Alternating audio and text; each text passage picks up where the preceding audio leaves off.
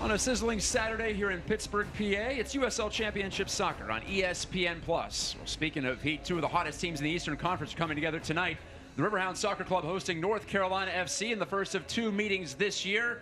Two teams that have been playing their best in recent weeks, so they'll try to keep up that pace here and keep the humidity and the heat from getting to them and knocking them down a couple of pegs. Pittsburgh so far at home, the reason they're climbing in the standings from 12th a few weeks ago up to 8th is because of how great they've been here at Highmark. On the banks of the Mon, Paul Child, they've been literally unbeatable so far, 4-0-5. Yeah, we're looking really good up front and also doing the job in defense and creating a lot of chances. And hopefully we'll see a lot more of that tonight against North Carolina. Pittsburgh is in the midst of a stretch in which they're playing 8 of 10 here at home, so they're trying to take advantage of that. This is going to be a tough task this evening, but if there is a situation where the Hounds have the advantage, it's right here tonight. And there you see 17-4-7 against both offense and defense clicking here at home. As for North Carolina, they recovered this past Wednesday from a loss the previous time out against Birmingham. They blitzed Loudon 3-0 at home. And Coach Dave Sarachan, Paul, was talking to me this week about how it's a different hero every night. And on Wednesday, it was Giacomani Chester off the bench. He's one of 9 players with 2 or more goals this season. No, I'm sure the coach is delighted with the players that he's got scoring goals. And you can put players in any time and up the ante. And you can see Chester right here just taking over, coming into the game and scoring 2 goals. Breathtaking speed. Two teams with a lot in common because the Hounds have 10 players with 1 goal or more. So who do you focus on? I'm not sure. That's a task for the coaches, not for us. We're looking forward to what should be a really outstanding matchup. Scintillating soccer coming up your way on ESPN Plus after this break. Stay with us.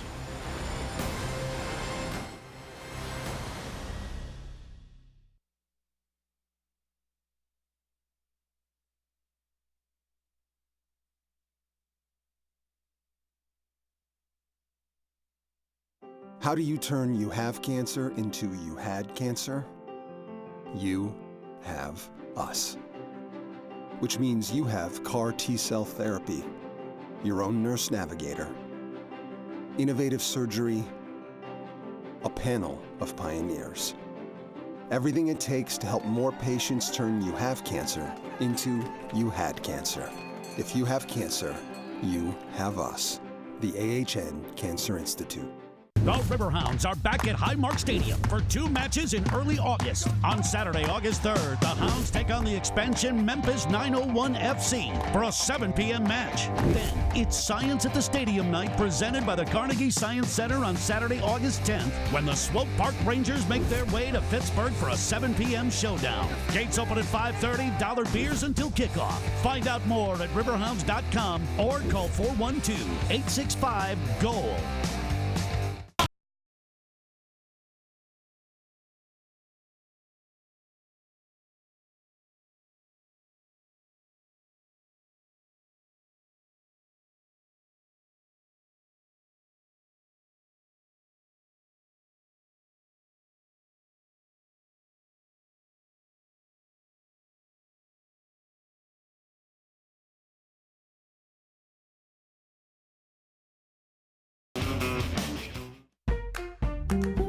Explore a world of music on WQED. Explore sweater sessions on WQED.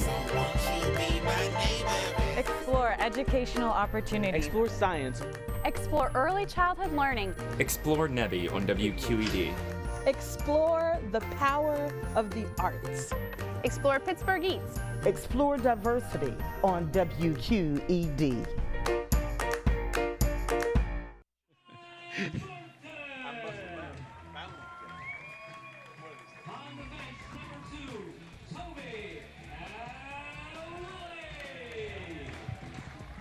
Could be the hottest day of the year here in Pittsburgh, Pennsylvania, but hey, where would you rather be than here at Highmark Stadium for another Hounds match? It's been a home-heavy stretch for Pittsburgh taking on North Carolina FC this evening on the banks of the Monongahela River. I'm Matt Geica. Alongside Paul Child, we're coming to you live on ESPN Plus and in North Carolina, WRAL2.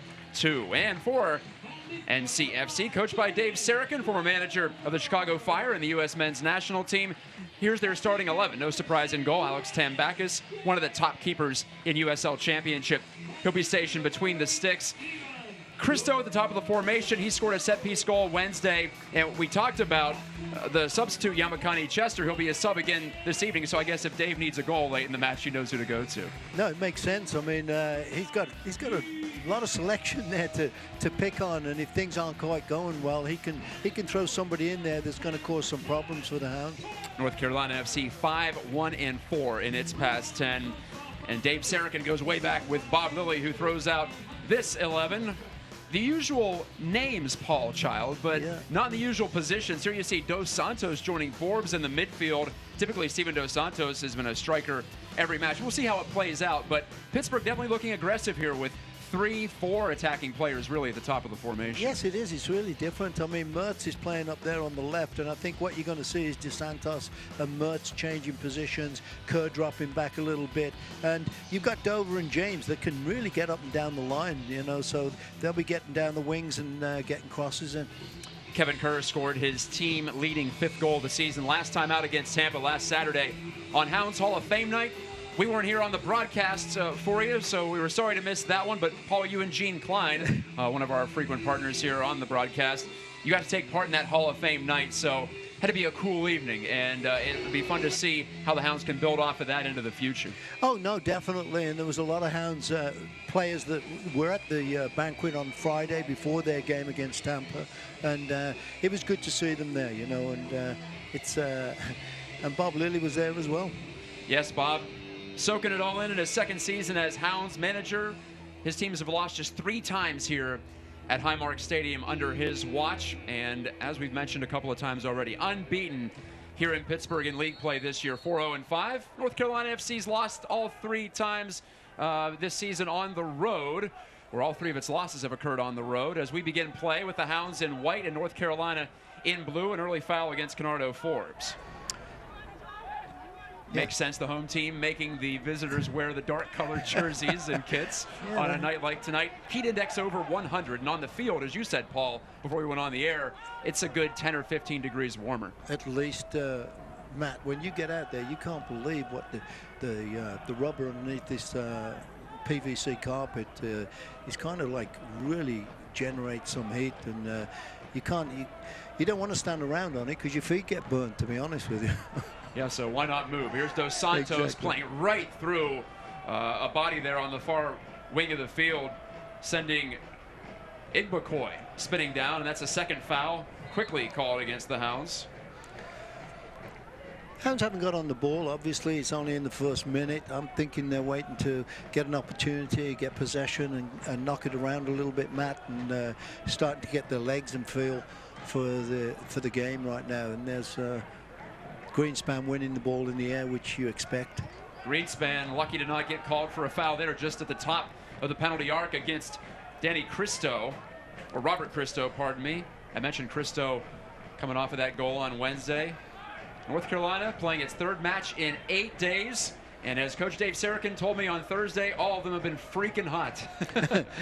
He did not mince words, and, well, it continues to be just that tonight. So I'm most curious to see how it plays out late in the match. As for right now, everyone's got their legs and the adrenaline has kicked in. Here's Robbie Mertz giving it back to Ryan James. Rough touch, gives it right back over to North Carolina. Yeah, Mertz staying up, like we said at the beginning. He's shown as being the left outside winger, you know, and he seems to be playing that position with DeSantos standing inside of him, and then Kerr, and looking for those guys to create some things for Breed net. Robbie Mertz, wearing number 24, the first bona fide Pittsburgher to be a regular starting player in the Highmark Stadium era. And Mertz fights through pressure and tried to slide it through to Nico Brett up ahead, but that was defended away. Still free at the edge of the attacking third. Forbes, Dos Santos lets it go to Jordan Dover, the wingback, who gives it on further to Kevin Kerr in front of us. Kerr, the 7th-year Riverhound, back to Joe Greenspan. Good little ball there, weighted into the corner for Forbes. Forbes couldn't turn past Nasby Al-Badawi, but wins a corner. Yes, there is the first corner. Yeah, some nice combination there, and Greenspan seeing him down wide and getting over the top and creating this opportunity for a corner kick here, which would be great for the Hounds to get on the score sheet this early. Kenardo Forbes, a team best 4 assists on the year. He'll use the right foot from this near corner flag. Early moments, scoreless game, and there's the forward back, Christo, to flick it away from danger. Brett latches on it. That was a great ball too, Matt, and just nobody coming in there to win that. And there's another one, and we seem to be delayed at the moment getting into the box for these crosses, getting the timing right. Forbes tried to fool the North Carolina defense. Thomas Vankiazil was alone in the 18, but a fine sliding play there by Guillen to head it off. But it's right back onto the foot of Vankiazil. And there's Kerr with a good cross. Kerr going back door for Brett, but he couldn't guide that on target with his noggin. That's a goal kick, but Pittsburgh on the front foot in the past couple of minutes. Yeah, Nico Brett got in a little bit too soon there before Kerr crossed it. You got to, it's difficult. I know it's not easy. It's easy to watch from here, Matt, but he's got to time that run and try and get on the end of that because he was wide open actually. Here is Alex Tambakis, the 26-year-old Greek native handling the goal kick as you look at the replay there. Tambakis third in the USL Championship with an .800 save percentage, and he has 5 shutouts on the year. Greenspan racing back to nod this one to his keeper, Kyle Morton, so we get introduced to him, the 25-year-old from Philadelphia. Morton making his 10th start. The Hounds haven't lost the last 8 times he started in league play. That's a nice ball from Forbes there to DeSantos. He sees him wide open, hits him in the middle of the field. And here's Mertz there looking for somebody. Great touch. How about that one? Dos Santos in the open field. Dos Santos looking for Kerr. And a little bit of a clumsy play. Ends up being intercepted. He was actually unlucky there, Matt. He didn't get the right touch he wanted onto it because I thought he was going to take another touch and take a shot. He would have been in a great position to do so. Hounds looking spry to start. James looking to swing another cross in. That was blocked. James tries again. Heads it toward Dos Santos, who is whistled for the foul by referee Izmir Pekmic.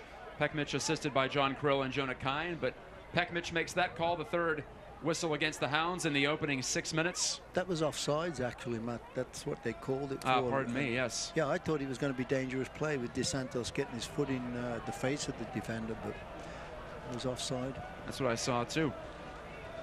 Well, the kick will be just outside the North Carolina 18. A reminder that Select is the official ball supplier of the championship in many of the finest leagues in the world. Since 1947, the leader in soccer ball quality and innovation. For the latest Select products, special offers, go to selectsportamerica.com. Throw in North Carolina. I mentioned at the top that North Carolina, all 3 of its losses have come on the road, 4-3-3 away from the Research Triangle. Is this squad in its 2nd year in the USL Championship after many years in the North American Soccer League. Attempted combination. It does squirt through to Stephen Miller. Miller trying to put it to the 6 for Christo, and a fine job by Toby Adewale at the last moment to slide in. It's a corner for North Carolina, but the Hounds do survive that. Yeah.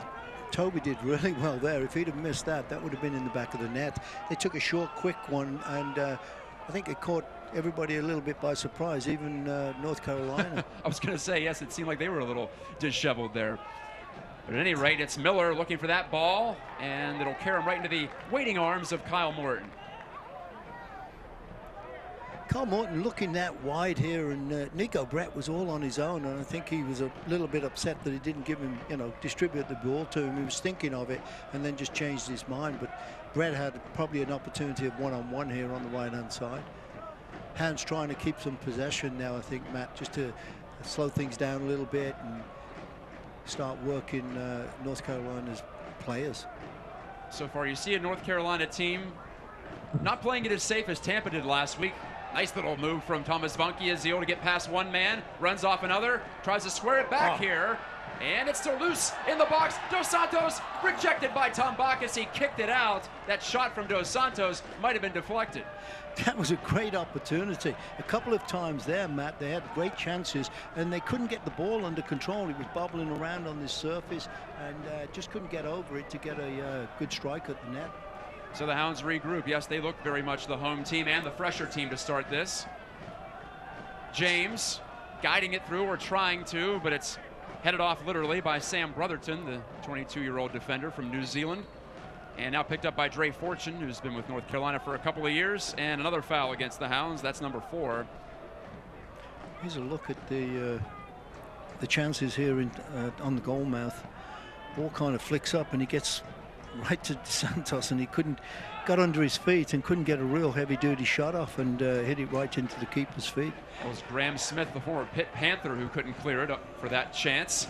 That's a for great the Hounds. ball. Brett finds Mertz, and a little too tall for Mertz. Ball still in play, by the way, for a moment.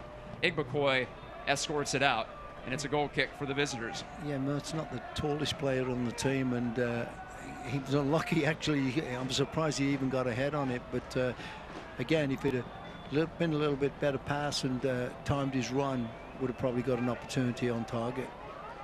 The Hounds have climbed from 12th place in the East to 8th. They can move into 7th with a victory tonight and a Swope Park victory over Ottawa. And Pittsburgh still with 2 games in hand on most of the teams they are chasing in the Eastern Conference. Yeah, that's James doubling back. That's a good thing too, Matt. I mean, we have got 2 games in hand, but we can't keep saying that we've got games in hand. We need to get some points back into the wing column and start moving up there. Well, tonight is a test, no doubt, against a North Carolina team playing as well as anybody in the Eastern Conference. But after this, 3 straight games against teams at the bottom of the table. Hartford at Hartford next week, and then 2 at home to start August against Swope Park and against, I believe it's Memphis. Yes, Memphis coming in. So opportunity ahead. I don't want to call this bonus time, but the Hounds have acquitted themselves quite well in these matches against teams near the top. So, and so far, it looks like so good for Pittsburgh. Yeah, they had a real tough game last week against Tampa, you know, a top team in the league, and really did very well right up until the last, I think it was the 6 minutes of the game, and let an opportunity get through, and they tied the game at 1-1. It was the 8th draw for the Hounds this year. Miller going long with this one, too long as it turns out. Robert Christo, the Bosnian international, unable to get on the end of it. Christo brings some height to the top of this North Carolina formation. Yeah, he's a big striker, huh? And again, 3 days ago, it was Yakamani Chester, the speedster from Malawi, who buried 2 in 2 minutes to put away Loudoun United and get North Carolina back on track. 7 days ago, it was probably the worst match of the season, according to their coach Dave Sarachan, a 1-0 defeat at Birmingham. It was another hot night. Same as this. We'll see if that attrition comes into play as Forbes switches it up for the Hounds. Dover, 1 touch, but not a great one. Guillen faked one way, and now he'll play it safely. Back to his keeper, Tom Backus. Now in his 3rd USL Championship season. You'll remember him from the Charleston Battery the last 2 years. And Aaron Guillen. Abadawi, formerly of Cincinnati, on loan to North Carolina right now. Cincy has moved up to MLS. Nice pass there and going out wide, switching play, and that's a nice cross. The cross in and a short hop scoop by Kyle Morton after Taylor sent it in with some heat on it in the 12th minute. Yeah, his other forwards in the middle were kind of trying to jostle and get in a better position, and didn't realize he'd already struck the ball, I think, because that was a nice pass if somebody was going to the near post. In talking to Bob Lilly this week, he thinks the moment hasn't been too big for the Hounds in these showdowns against top 4 teams. They're 2-1-1 against Indy and Tampa and New York combined. Now they get their first crack at North Carolina, resurgent here after the coaching change in the offseason. Dave Sarachan coming in after leading the U.S. men's national team as they were looking for a long-term solution. Now, of course, they have it in Greg Berhalter. Miller's cross slides right through, bounces away from Christo, and James is there to clean up the garbage, but he inadvertently puts that out into touch. It seems like they're going down these flanks and locking these balls hard and low back across the box, looking for their center forward to get on the end of these, and not quite connecting yet, getting the chemistry together. Here's a bounding ball. The Nigerian Igbekoye finds some space there. North Carolina does not want to give the Hounds any easy counterattacking chances. We've seen Pittsburgh feast here at home, especially on this tighter pitch. They put the pressure on, they make you make mistakes, and then it's quick offense. That's what NCFC wants to avoid. Donkey Azil tries to keep North Carolina bottled in. This time it's Greenspan's turn in the air. And onto Brett's foot, but he's offside as the flag is up. I saw that one, Paul. I don't see all of them, but I No, saw Matt, that that was good because I don't know. I don't think he was. Well, yeah, it stood I'm out to me sorry. because I wasn't expecting. No, I don't know. I didn't see him go, come back to get the ball from an offside position. So I don't know. We can't do much about it. It's the official's call, right? It's probably a good thing we can't do much about it. Yeah, sure. It'd be the 5th official up here in the press box. Good ball. Taylor yeah. sending one in again, and Christo, again, the timing just slightly off, but North Carolina sniffing. Yeah, this Christo, he's in the right, he's in there, but he's like not sharp at the moment, and obviously, it is pretty warm out there. I mean, that can have an effect on you, but we can't give him too many opportunities like that. Nico Brett, former Robert Morris University star, trying to chase this one down. Guillen will get there in the corner, and Kevin Kerr intercepts. Kerr, I mentioned a PK goal last week, nearly put the Hounds in a position to take all 3 points. Well, they were in position before giving up a late equalizer. Kerr, too strong on that, and out for a goal kick. What I'm noticing already, and we're only 15 minutes into the game, you've got some players are playing high pressure, Matt, and some are not reacting to it. Like, example, if Brett goes forward and puts the goalkeeper under pressure, the rest of the team have got to see that straight away and close down the defenders that he's looking to make a pass to and make it difficult, looking for a mistake. And we're not all on the same board in that respect, getting all pushing up together and all defending together. Well, tactics are only as good as the players being on the same page, as you allude to there. You can have the best game plan in the world, but if all players aren't executing it, or at least most, then it's not going to matter very much. It is a different look on the starting lineup sheet we were handed. We haven't seen the Hounds with 3 up front. It's a 3-4-3 according to that. Of course, the wingbacks can drop back and make it a 5-man line defending, but at the same time, it does give a hint to perhaps a more aggressive approach here tonight. We'll see. Yep, on the flanks for sure, it should be. Delay on the throw here, so I'll remind you that you can follow the Hounds, North Carolina FC, and the rest of the USL Championship all season long on ESPN Plus, home to the USL, MLS, UFC, and more.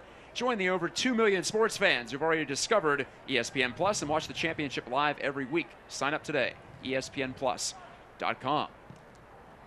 Igbokoy fires that one behind the scoreboard and down onto the train tracks, bracketing the Monongahela River. We're on the south side of Pittsburgh, one of the best views in sports, if I may say so myself. I'm biased, but it's a great view. No, it is. For us and also for you watching at home or on your tablet out and about. Pittsburgh and North Carolina, we were looking forward to this one all week. Yep. Chested down by Dover, and a fine weighted ball on to Kerr. Kerr looking for somebody to make a move or show for the ball, and Brett kind of running and then giving up and checking. And this is where, the heat factor and fatigue, you start getting lazy, I don't have confirmation, and but it's early in the game for that. But as it goes on, I think you're going to see more and more mistakes and hesitation and mess-ups. I don't have confirmation on that, as I was saying, but I believe it's hot enough to trigger the hydration break, the water break, at the 30-minute mark. Oh, definitely, I'm sure. Robbie, good, a little quicker. It's something that North Carolina has experienced in its past 2 matches. So you get the break before the break, if you will. Aaron Guillen says, someone come to the ball here. I don't have an option. He does find Christo there. Real feel 107 degrees tonight on the artificial surface. It's a fine pitch to play on, but on hot nights like this, it can start to boil and simmer. Bob Lilly, of course, unbothered by all this. He's down there on the sideline in his black outfit. God bless him. Mentioned the Hounds chose to wear white. I think a wise decision, as Robbie Mertz will plant his foot, stop on a dime, and then Kerr feeds that back to no one in particular. Vanki Azil, the second-year Hound, will have to track it near the touchline. I think Kerr wanted to get it back again there because it's unlike him to make a pass like that. And he, obviously, again, a little bit casual, you know, kind of like too hot. There was a lot of energy in the opening minutes, but it has appeared to have flagged, at least for the time being. Yeah. Greenspan, who leads this team in clears, gets another one here. Dos Santos working hard in the midfield as always. And this throw and this call will go to the Hounds. And Dover, the Canadian-born wingback, played for Guyana in the recent Gold Cup due to his parents' lineage. Both parents born in Guyana. And Dover was out. It was Noah Frankie filling in along with Danny Rovira. But now Pittsburgh really at full strength. Yes, they're missing a couple of rookie defenders in Caleb Smith and Prosper Figby, but they have basically not played all year long with these injuries. So Mohamed Dabo is back healthy, the holding midfielder. He came in as a substitute last week against Tampa. That ended a 9-game absence. So yeah, all the horses are there for Lily. Kerr to Dover, gave it up in the middle of the pitch to Abadawi. Yep. There's a good ball too. Christo turning it upfield, but he could not beat the long strides of Toby Adewale. I don't think Christo's going to win that foot race against Toby tonight, so he'll have to be very tight with his touches. I thought Carl Morton could have picked that up, actually. I don't think the referee would have called it a pass back, you know, and didn't take that chance, which is probably good too. Kerr put his shoulder right through Dre Fortune. Referee Pekmich says play on. And so NCFC tries to build up from the back once again. Graham Smith to Sam Brotherton. And this one will be able to be picked up by Morton. I mentioned Graham Smith earlier in the game. The 25-year-old holding midfielder for North Carolina, wearing number 16. Played for the University of Pittsburgh in 2012 and 13, then transferred to South Florida, but he's familiar with the Golden Triangle. As is that man who just got the touch, Robbie Mertz from Upper St. Clair, South Hills suburb of Pittsburgh. And the former Michigan Wolverine, Mertz, on the throw-in to another fellow college soccer nice back heel alumnus. There to Mertz. Mertz takes this one after James gave it to Dos Santos, and there's our first foul against North Carolina, and it's a rough one with Mertz rolling over on the pitch in pain.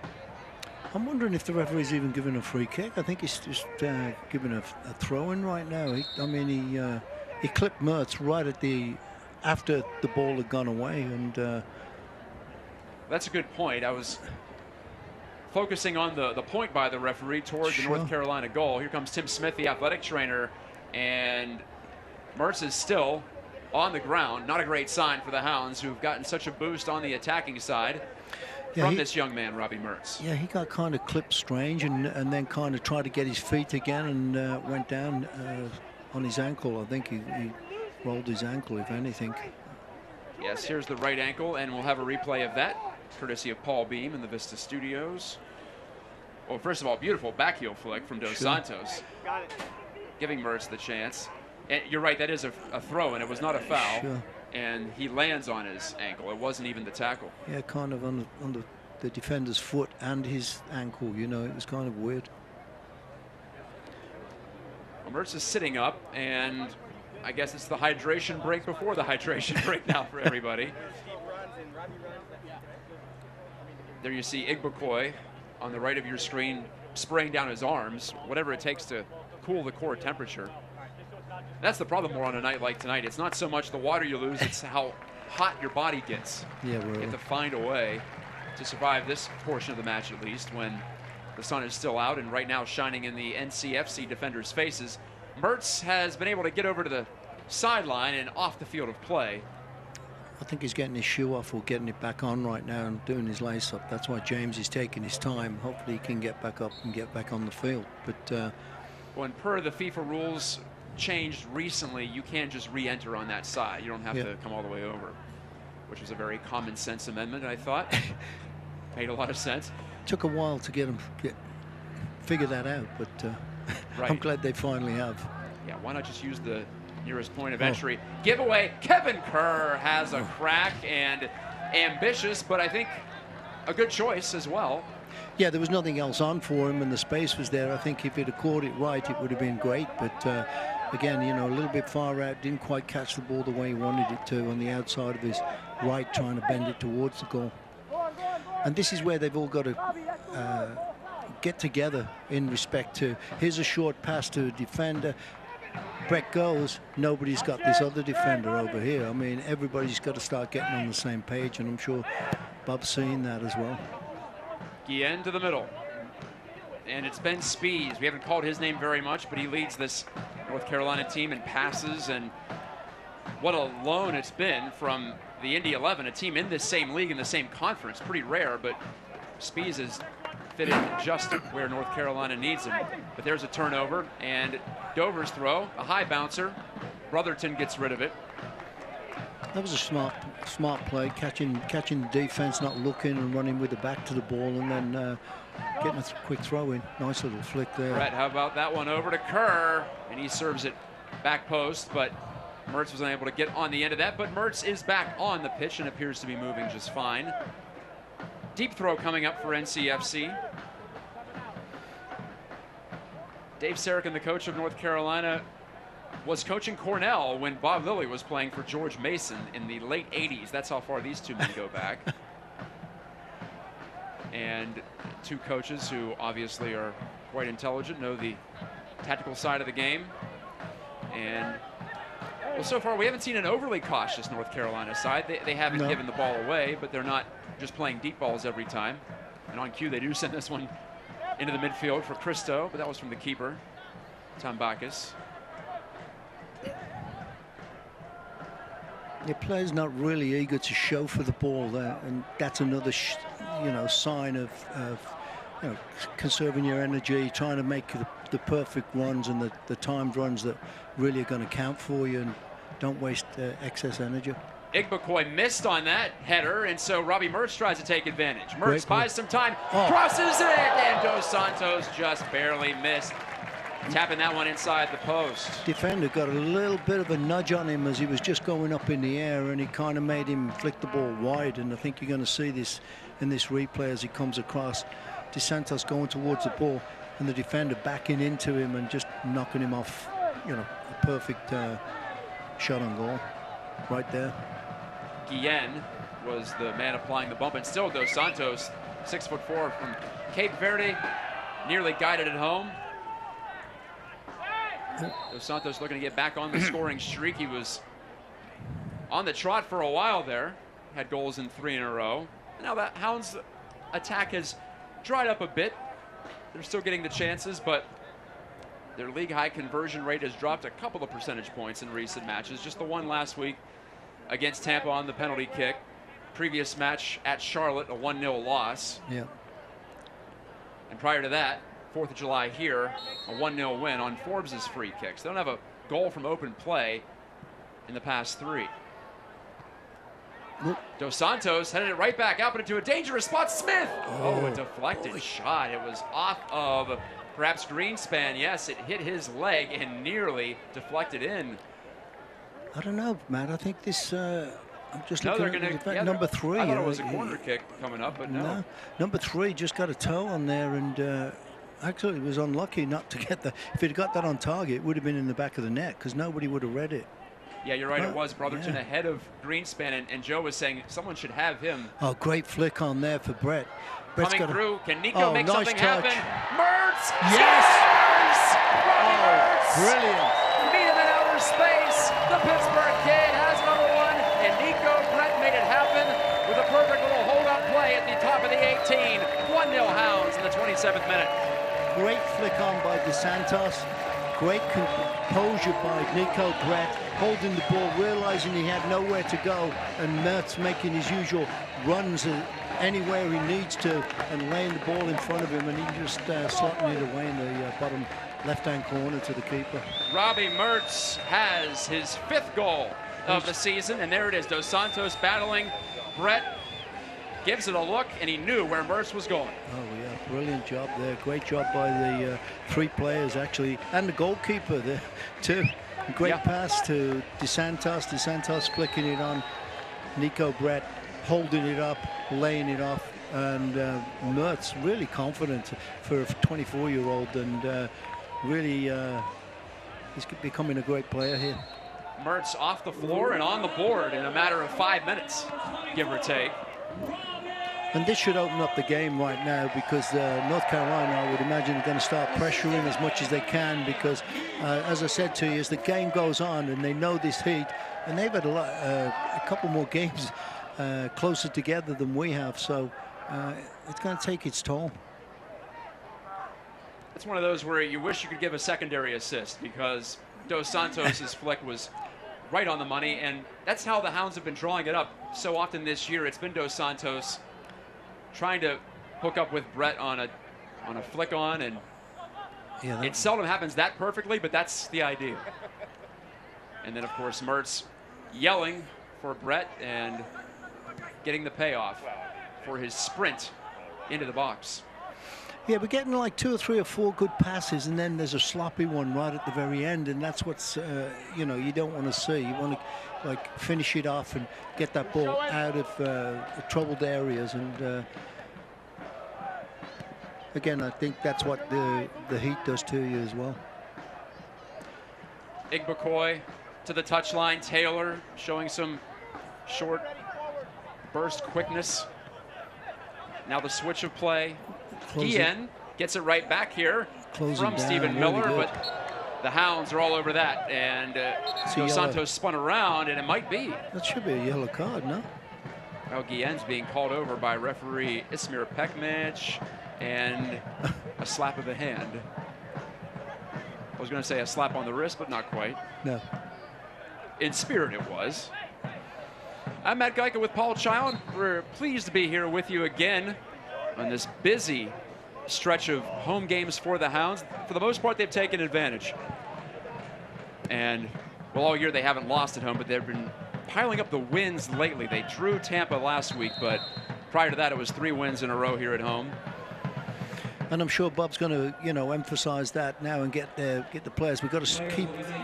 Oh, it's a hydration break right now as well. So, he's going to get the players now trying to keep penning North Carolina in their own end of the field. I mean, if we can do that, obviously the law of averages is you're not going to get chances to score goals. So keep high pressure, keep them back in their end, leave long kicks, because we have Greenspan, who usually wins most stuff in the air, would make sense to me, and I'm sure that's what he's going to say. He's talking to his players right now.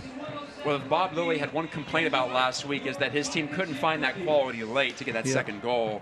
And as a result, left the door open for Tampa. We're going to look at the schedules for these 2 teams upcoming as we have the opportunity. Where's our water? We'll have to find some. I think I have a Dasani lying around here. For North Carolina, more at home coming up. There you see, very similar to Pittsburgh in this way, too, in that they have a chance to continue to climb. Atlanta United, one of the worst teams in the Eastern Conference. They've been struggling lately. Just gave up 8 to New York, so a chance there next week. But then Indy, a big showdown. And, hey, there are the Hounds in August coming in along with Tampa Bay. So not that the schedule gets easy. Next week, probably the one that North Carolina is going to want to get. And as for the Hounds, at Hartford, an opportunity there against a team they beat already once this season here at home. Yep. And I mentioned Memphis and Swope Park coming in, 2 squads that you're going to be expecting 3 points against before the schedule toughens and you have 2 games in 4 days there, New York and North Carolina. So the home games won't last forever, but there are still a couple ahead of the Hounds. And you've got to take advantage of those if you can, Matt, and get those points. And here we go. I think they're back on the field, ready to take a throw in, the Hounds. So we'll see somewhere in the vicinity of 4 or 5 minutes of stoppage at least added on here. A reminder for you, you can tune in on ESPN3 on July 24th, 4 p.m., special afternoon edition of Wednesday Night Soccer. Surging Reno 1868 FC storms into Orange County to meet an OCSC side seeking to climb closer to a playoff spot. See it all July 24th. That's next Wednesday, 4 p.m. Eastern Time on ESPN3. Usual game of the week. North Carolina was on the game of the week on Wednesday night. I was enjoying the call from Mike Watson Company down there in Cary, NC. Whoa. And a takeaway, again, Dos Santos getting that long frame into the attack and creating the chance here, emanating from the near side. Jordan Dover will handle this throw. Kerr Tries to run the gauntlet and draws the call from Abadawi. Smart play by Kerr there. He knew there was nobody on to give the ball, so he had to do that and try and go between these two players, and knew he would probably get clipped down, which again gives us a great opportunity here for the big guys to come up and get a chance for another shot on goal. Isn't it funny sometimes you'd think two defenders on one attacker, advantage to the defense, but it can cause some confusion too. The defenders don't know which should be more aggressive. There you see Dre Fortune. He might have actually been the one who got the biggest piece of Kerr. Yeah, exactly. I mean, that's a good point, Matt. They're both going in. They don't want to really kick their own player, so you kind of like, it's not 100% both of you, and then player slips between both of you. So one of them had to make sure that the ball didn't go past or the player, Robbie Mertz has the Hounds on top. Can they add a second off a set piece? Forbes toward the end line. Dos Santos. Fine job to turn that ball around, but Tambakis there to snatch it. I don't think that was the ball they really wanted in there. I think the ball should have been somewhere around the penalty spot. And that ball was a lot deeper than anybody expected. And Dover, I think, has got to adjust that. And I was surprised Kerr didn't take it, because he usually takes those free kicks. DJ Taylor chests this one down. He couldn't get past Ryan James, forcing North Carolina to try this near side.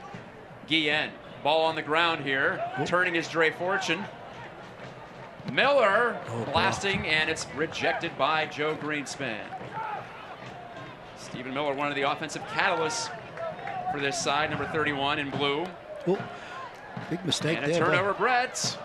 And he nutmegs Brotherton. Oh, there's an opportunity, 2-on-1 there, and James going by. Nuts. Head down a bit, but now he plays it negatively here over to the captain, Bernardo Forbes, who was going to let it go to Kerr, but the ball just sat there. Oh, that's a change. Slicing one through Nico Brett. Fooled everybody there. Oh, great Dover, ball. back post ball. It's his opposite number, Ryan James. Bunky Azil. That was a tip shot on the way through. Yeah, that was a side foot, and it was really traveling. I mean, it would have been perfect if it was on target, but I think keeper probably had that near post covered there. Mertz was trying to get a toe to it. He may have gotten a toe to it. It looked like, to my eye, it changed spin on its way through.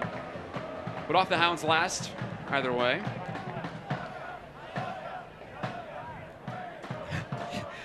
You can look at these players and you can see the way they're walking sometimes. Matt, the heat's starting to eat at them a little bit. And, obviously when they got a chance for the ball, it changes completely. But you can just look at their body language and they're walking. James looks very fresh, but this ball's about a yard too far for him to catch up to. Igbokoy in some trouble as James stays tenacious. And that clear was apparently off James's toe, but Ryan James doesn't think so.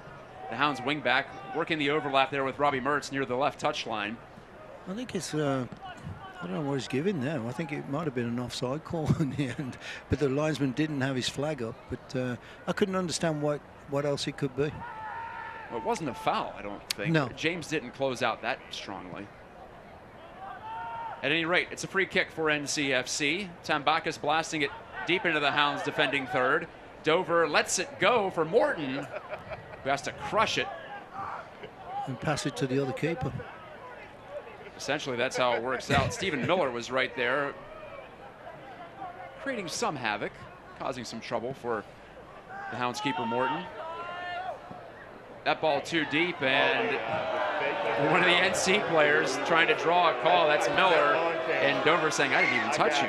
Well, he did clip him, but I Maybe don't think it wasn't deliberate at all. He just didn't see him and turned around and started running, and that player happened to be in the place.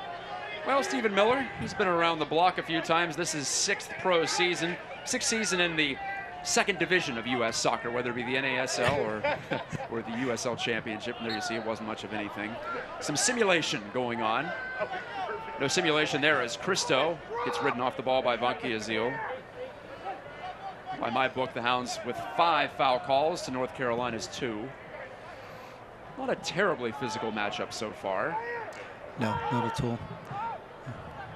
Now this is where everybody's Kerr's got to push up as he's doing right now. Here comes Brett, gets a foot on see. that. Goodness, Nico's done that to a couple of keepers this year.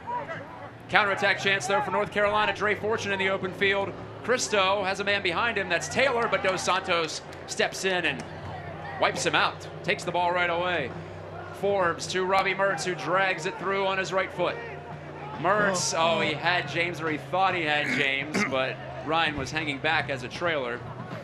I think these two have got to start talking to each other more and letting each other know where they are. You know, we saw a little bit earlier, like 3 or 4 minutes ago, when Mertz was in a good position, sent the ball, but didn't quite get the okay, leave it, take it, and then he got wasted. Well, it looks to me like Dos Santos really is in the midfield right now. Yeah, he is. He is a striker by trade, and yeah, he's played sometimes behind Nico Brett in the Hounds formation this year, but I don't think he's played this far receded this season to date. Now, it's a different game, obviously, and a different look for the Hounds. And again, Igbokoye sends it toward the Riverside and over the protective netting and down on the train tracks again. So Igbokoye's donated a couple. Hey, those balls aren't cheap. Brought to you by Select, of course. You get somebody over there trying to recover them. This isn't a normal pitch where you can just send it off into the stands on the far side. That could be in the domain of the Gateway Clipper fleet at this point. So it's Joe Greenspan. Don't let the clock fool you. We probably have about 10 minutes to go in this half due to the hydration break and the subsequent stoppage time that will be added on. Mertz scanning his options to the Scotsman, Kevin Kerr. And back to the Maryland native, Toby Adewale. Toby was telling me this week he notices the crowds picking up, the interest in the Hounds picking up as they continue to make a charge toward the top of the standings. Corner kick on the way. Igbokoye inadvertently headed that James cross out over the byline.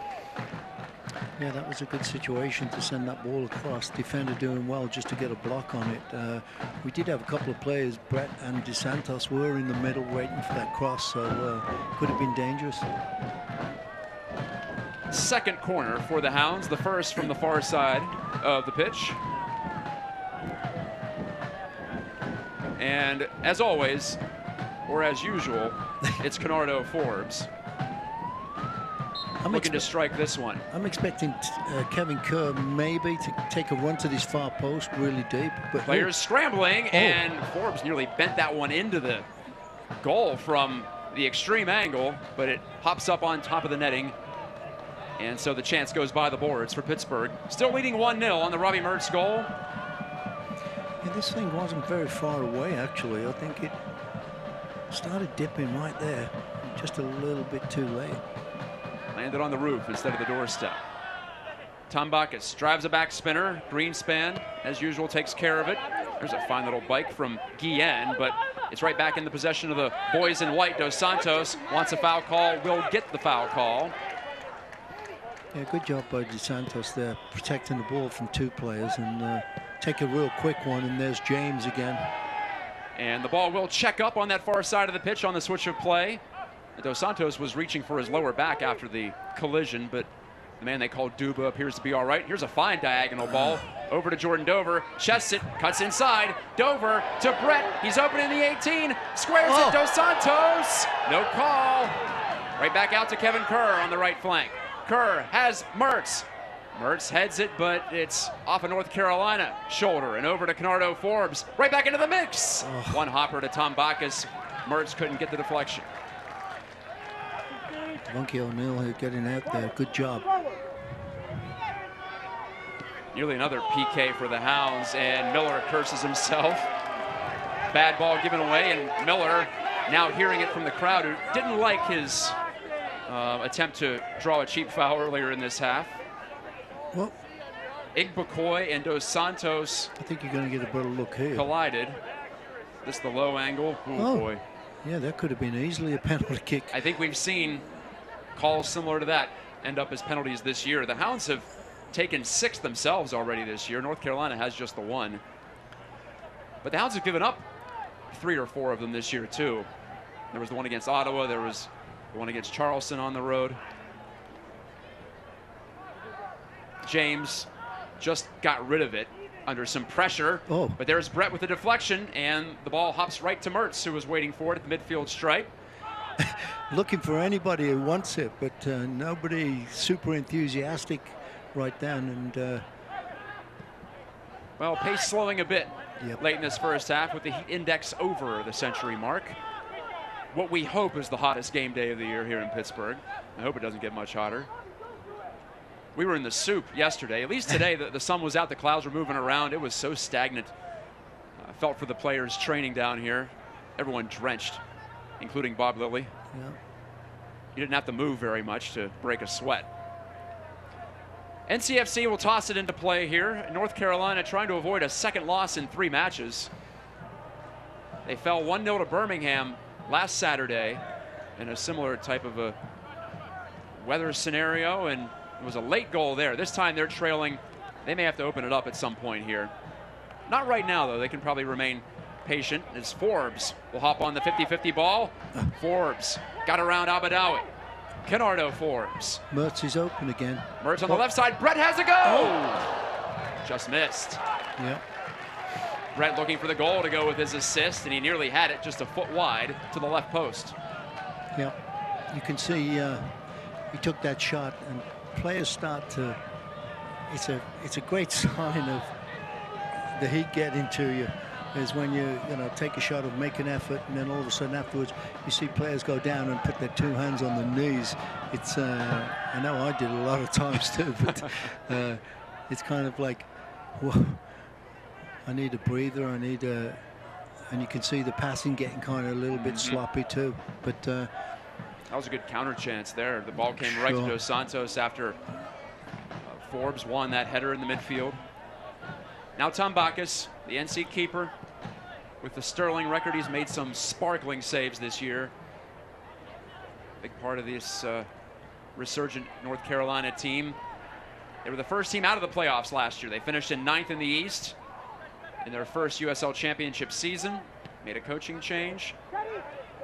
They've returned double-digit players, so that's a nice ball. maybe There some tactics to have been the Dover. difference. Dover, no one home, back post side. Didn't have to rush it that time either. There was only 1 forward in there and 5 blue shirts. So why rush it? Maybe hold it up again, wait for some help, lay it back to the top of the box. Maybe somebody gets a shot like Kerr or Dos Santos, but rushed. 3 minutes will be added on at the end of this first half. DJ Taylor takes the throw. I don't know if you noticed it, Paul, but that ball actually hugged the end line all the way to the corner flag. So Pittsburgh catches a break. See if they can keep North Carolina bottled in. No, Christo is fouled by Vonkie Azil, and so that will buy the visitors some time and some space. Yeah, and then nobody's in a rush to kick that ball, and I'm sure the Hounds are not in a rush for North Carolina to kick it. One of those moments where both teams wouldn't mind 3 minutes of stoppage elapsing quickly. I think they want to get in maybe and get a cold shower is what I would be doing, and I'm sure they're thinking of it. Christo, oh boy, Greenspan. Friendly fire there, but he knew what he was doing. He put it right on the money to Kyle Morton, right in his chest for the easy catch. Kyle Morton, whose rookie season with the Hounds last year ended very early due to a knee injury. Well, he's been the #1 guy after Ben Lundgaard was great flick returned on to again. Columbus. Dos Santos doing what he does Oh, best to what win a that great ball. job by Mertz. Mertz ran off Taylor. Oh. Mertz's cross. Kevin Kerr Oh. over the goal. He had time to line it up and he missed. Oh, Kevin there. I thought he was going to hit it hard, headed down at the far post, and maybe too much time for yeah, Kevin. it was hanging in the air for a little while, and he had to really get up for it. Mertz had to think he probably had an assist when he let that one go. But what a job the work by rate Mertz. was stupendous. Yeah, it's almost too easy for Kerr. Too much time to think about it, I think, is the point you got across, Matt, and that happens sometimes. Okay, I got 2 or 3 choices here, and then it goes nowhere. He went for power, and in the end, actually got under that ball. About a minute left in the first half, give or take. Pittsburgh where it wants to be. The Hounds have given up just 5 goals in the first half all year, home or road. Whoop. Well, there's a wild try from Ben Spees that never had a prayer. Boy, that's gone over the roof and into the parking lot. Well, that's a rare one. You see that in practice all the time, but not often in matches. And that was cleanly off the foot, no deflection. So we've had 2 in the river, or at least down by the river, by Matt Foley's van, and then 1 into the parking lot. Morton might have the last touch of the half here. We'll see how Izmir Pekmic feels about it. He's going to let the Hounds get one last chance, as it turns out. Yeah. No, he won't. He fooled me. That's it for the opening half from Pittsburgh. So the Hounds stand in good position against the third-place team in the Eastern Conference in North Carolina. And, Paul, they've just had more quantity and more quality. They certainly deserve to be ahead here after 45. Oh, definitely. They've had much more possession than North Carolina. And Carolina seems to be giving the ball away. They make 3 or 4 good passes and then take this long shot into the box, or hoping that somebody's going to get onto the end of it. Not really organized in that respect. And I'm sure that they're going to try and keep more possession in the second half for sure. The story continues on. How about that Robbie Mertz? Drafted by Colorado in the MLS earlier this year, didn't hook up, but, well, the Rapids loss is the Hounds' gain. He's been tremendous. One last look at this goal. Dos Santos, the flick. Great flick on. Look at the battle there against Igbokoy. And then Mertz had the opportunity to finish. Okay, we'll talk about some USL Championship League news coming up at the break on ESPN+.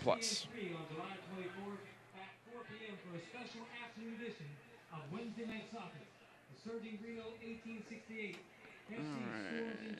Welcome to Moe's! At Moe's, we've always been real Southwest.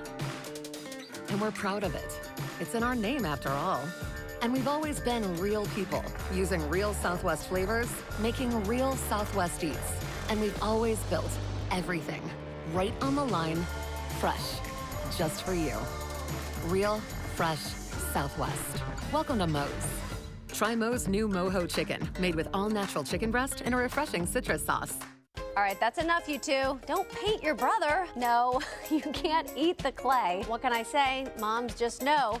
I'm Christine Sorensen, and as a mom, I know parents know a lot. But for the few things we don't know, there's Kidsburg, your go-to resource for all the great things in our area for kids and families. Everything from kid-friendly events, creative learning, and help for parents. It's every Wednesday on KDKA TV, emailed to your inbox and online at kidsburg.org.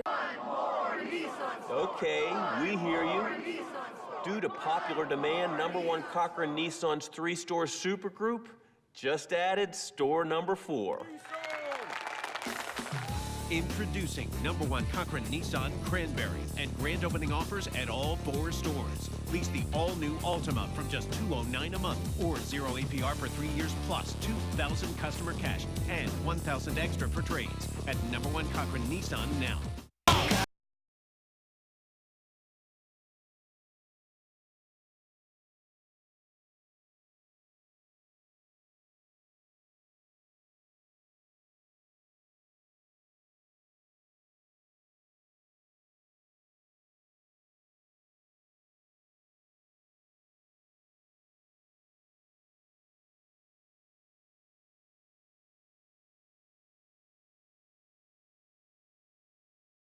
I think no one in Pittsburgh history says kindness more than Fred Rogers.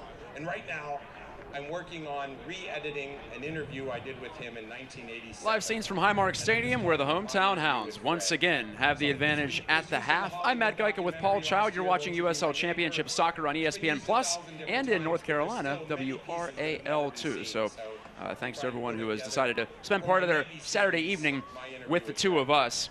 And Pittsburgh, as I mentioned, in good form, but still a long way to go in this matchup of two teams that are playing extremely well in the Eastern Conference. Tonight, Paul, WQED Kindness Night. We have Rick Seaback of WQED on the field. He's a local legend. If you're not a Pittsburgher, you probably have no idea what we're talking about. That's the local public PBS station, if you will. Rick's done a lot of work in promoting all the awesome stuff that Western Pennsylvania has to offer. We're going to go to your USL Championship scoreboard, and a busy night in the East, a full night in the East. How about that final? It got interesting in Hartford. The Athletic nearly at least pulling out a point from that one. Charleston had a lead after 50, and the Battery take it 3-2. At the half, no score, Indy and Loudon. Beth Steele, we saw them in here. That's a rough and tumble side. That's going to be a good result if they can get it. Oh yeah, definitely, and I think they'll love that result if possible. And Ottawa up 2-0 over Swope Park. Ottawa trying to keep pace with Pittsburgh. They're both tied, Ottawa 3 points ahead of Pittsburgh for the 7th spot in the East. Last night, well, the story in the East is a cluster of teams near the top. Phoenix rising, though, in the West. It was dollar beer night again last night, Paul, in Arizona, and we know that means an automatic win for the Rising, who have won now 10 in a row. This is the first goal from Samuel. A perfect shot inside the post. Yeah, the keeper was a little bit unsighted, Solomon Asante, yes. You know, and this is a great little flick on with a header. But nobody challenges this player, and he goes straight through and puts the ball in the back of the net. And you see it again right here. 28's jogging back, and the defender at number 4 kind of let him go. And I think they've got to understand where they are on the field if they're going to let players have time like that. Here's another one. Austin Bold just a step slow on Friday night, and it'll end up being Asante. There's a class finish, but you're right, on the break. A lot of room, and for a team that can put the ball in the back of the net like Phoenix, a team that's on a roll like this, you can't give them this many chances. Not at all. That's the league-leading 14th of the season for Solomon Asante, and he would nearly get one a little bit later here, but it's going to be Adam John picking up the trash on the doorstep, 4-0. It's remarkable, Paul. Phoenix now, when they do the dollar beer night promotion, and we in fact narrated some highlights a couple weeks ago to this effect, but they're now 12-0-0 with a plus 31 goal differential. Here it's about to be 5, a rip through, and John Bakerow gets in the action under the wall. I think they better keep a beer night, $1 beer night every game until the end of the season. I'm For sure. the good of the team, of course. Oh yeah, of course. And off the corner kick, Joey Kalistri unmarked at the post. So how about a 6th spot for Phoenix? They're emphatically moving toward the record of 11 consecutive victories and plenty to drink. We saw this guy a couple of weeks ago. Yeah. This time he has a female companion with him. Yeah. And his hair grew. Yeah, a little bit. Hair a little bit longer, but still with the same passion for cheap booze in Phoenix. 6-0 Phoenix, as I mentioned, rising to the top of the Western Conference. They are fun to watch, and it was a fun night out there in the Valley of the Sun. Fun night so far here as the sun sets in Pittsburgh. We'll be back for more in just a moment.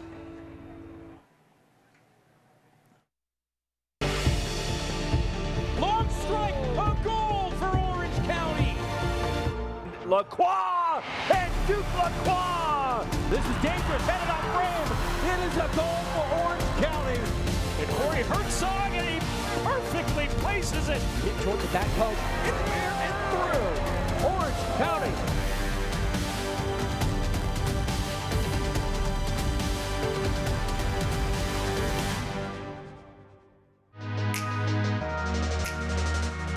Reese Williams with some space. Williams curls it inside the 18. Soccer attempt and a beautiful strike on the bicycle for Lansing Ignite FC. Absolutely incredible. Elma Enfor. Are you kidding me? Going long distance, trying to connect. Sayone, and he puts it in the back of the net from long distance. Sending it forward. Here's another opportunity, and boy, you back of the net. That is what they've been looking to do all night long. 91st minute, we are tied at 1 apiece. Here's Mintz again. Mintz gets across to the top of the D. Moshomani, left foot. Beautiful strike. Tumi Moshomani. Here comes North Texas on the attack. The strike and a goal.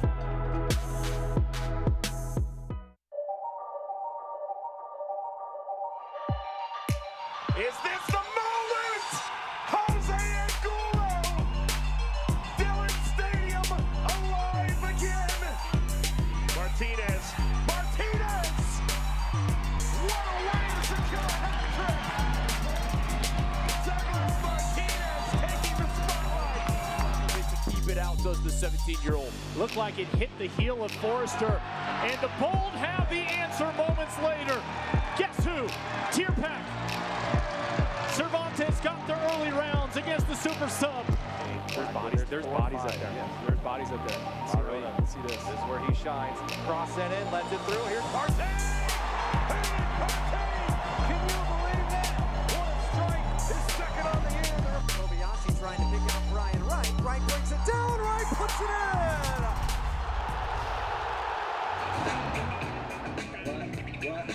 That last clip, maybe one that North Carolina would like to forget, but that was the best of the USL Championship from week 19. We're a little more than halfway past the midway point of the 34-game schedule. I'm Matt Geiger with Paul Child. This actually is the midway point of the season for the Hounds, match number 18. And at the midway point, Paul, you start to see some changes. Here you'll see a team in Sacramento bringing in at least one new player, and Dariusz Formella, the Polish attacker. You see LA Galaxy 2 changing coaches. The Hounds have been stable. They like where they're at, but yeah, when you look at this part of the year, you better change now or else it's going to be too late. Oh, yeah, you have no choice, Matt. It's time to make things happen, and you hopefully have your chemistry getting together and really close to being finalized. And I think that's where it's nice to see the Hounds kind of getting that together as well right now, and having some tough games, but coming through them and now picking it back up again, hopefully, for the next 2-3 games at home.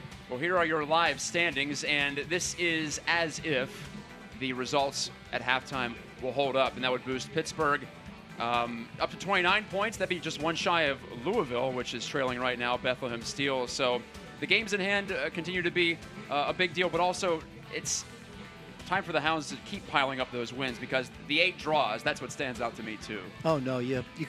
Draws are not going to make it for you. You've got to get those 3 points whenever you can. And as I said last week, it was unlucky against Tampa. They should have had a win with only 6 minutes left and didn't close out the game. So I think Bob's going to be really on that game, that situation tonight, if they don't get any more goals closer to the end of the game. Nothing wrong with a hard-fought draw, but you want that win number to be higher than the draw number, and it's been a struggle for the Hounds to get to that point. They can get to a 7th victory with another solid 45 minutes or so. Here, back for that second half on ESPN Plus after this final break.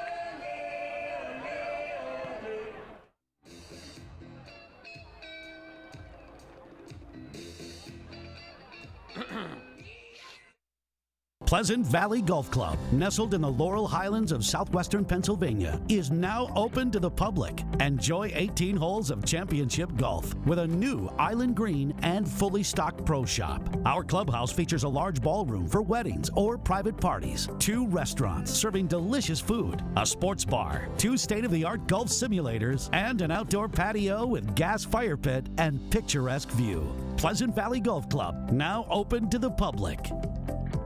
Pittsburgh Riverhounds will be offering their soccer camps this summer with a refreshed focus and new curriculum. The summer camp program is for players aged 4 to 13 and led by RDA coaches with appearances by professional players throughout the week. Each participant will receive a ball, a Riverhounds SC summer soccer t-shirt, and a ticket for the Riverhounds SC game versus Loudoun United FC Friday, August 23rd. Contact the Academy office at 412-325-7238 or register online at riverhounds.com.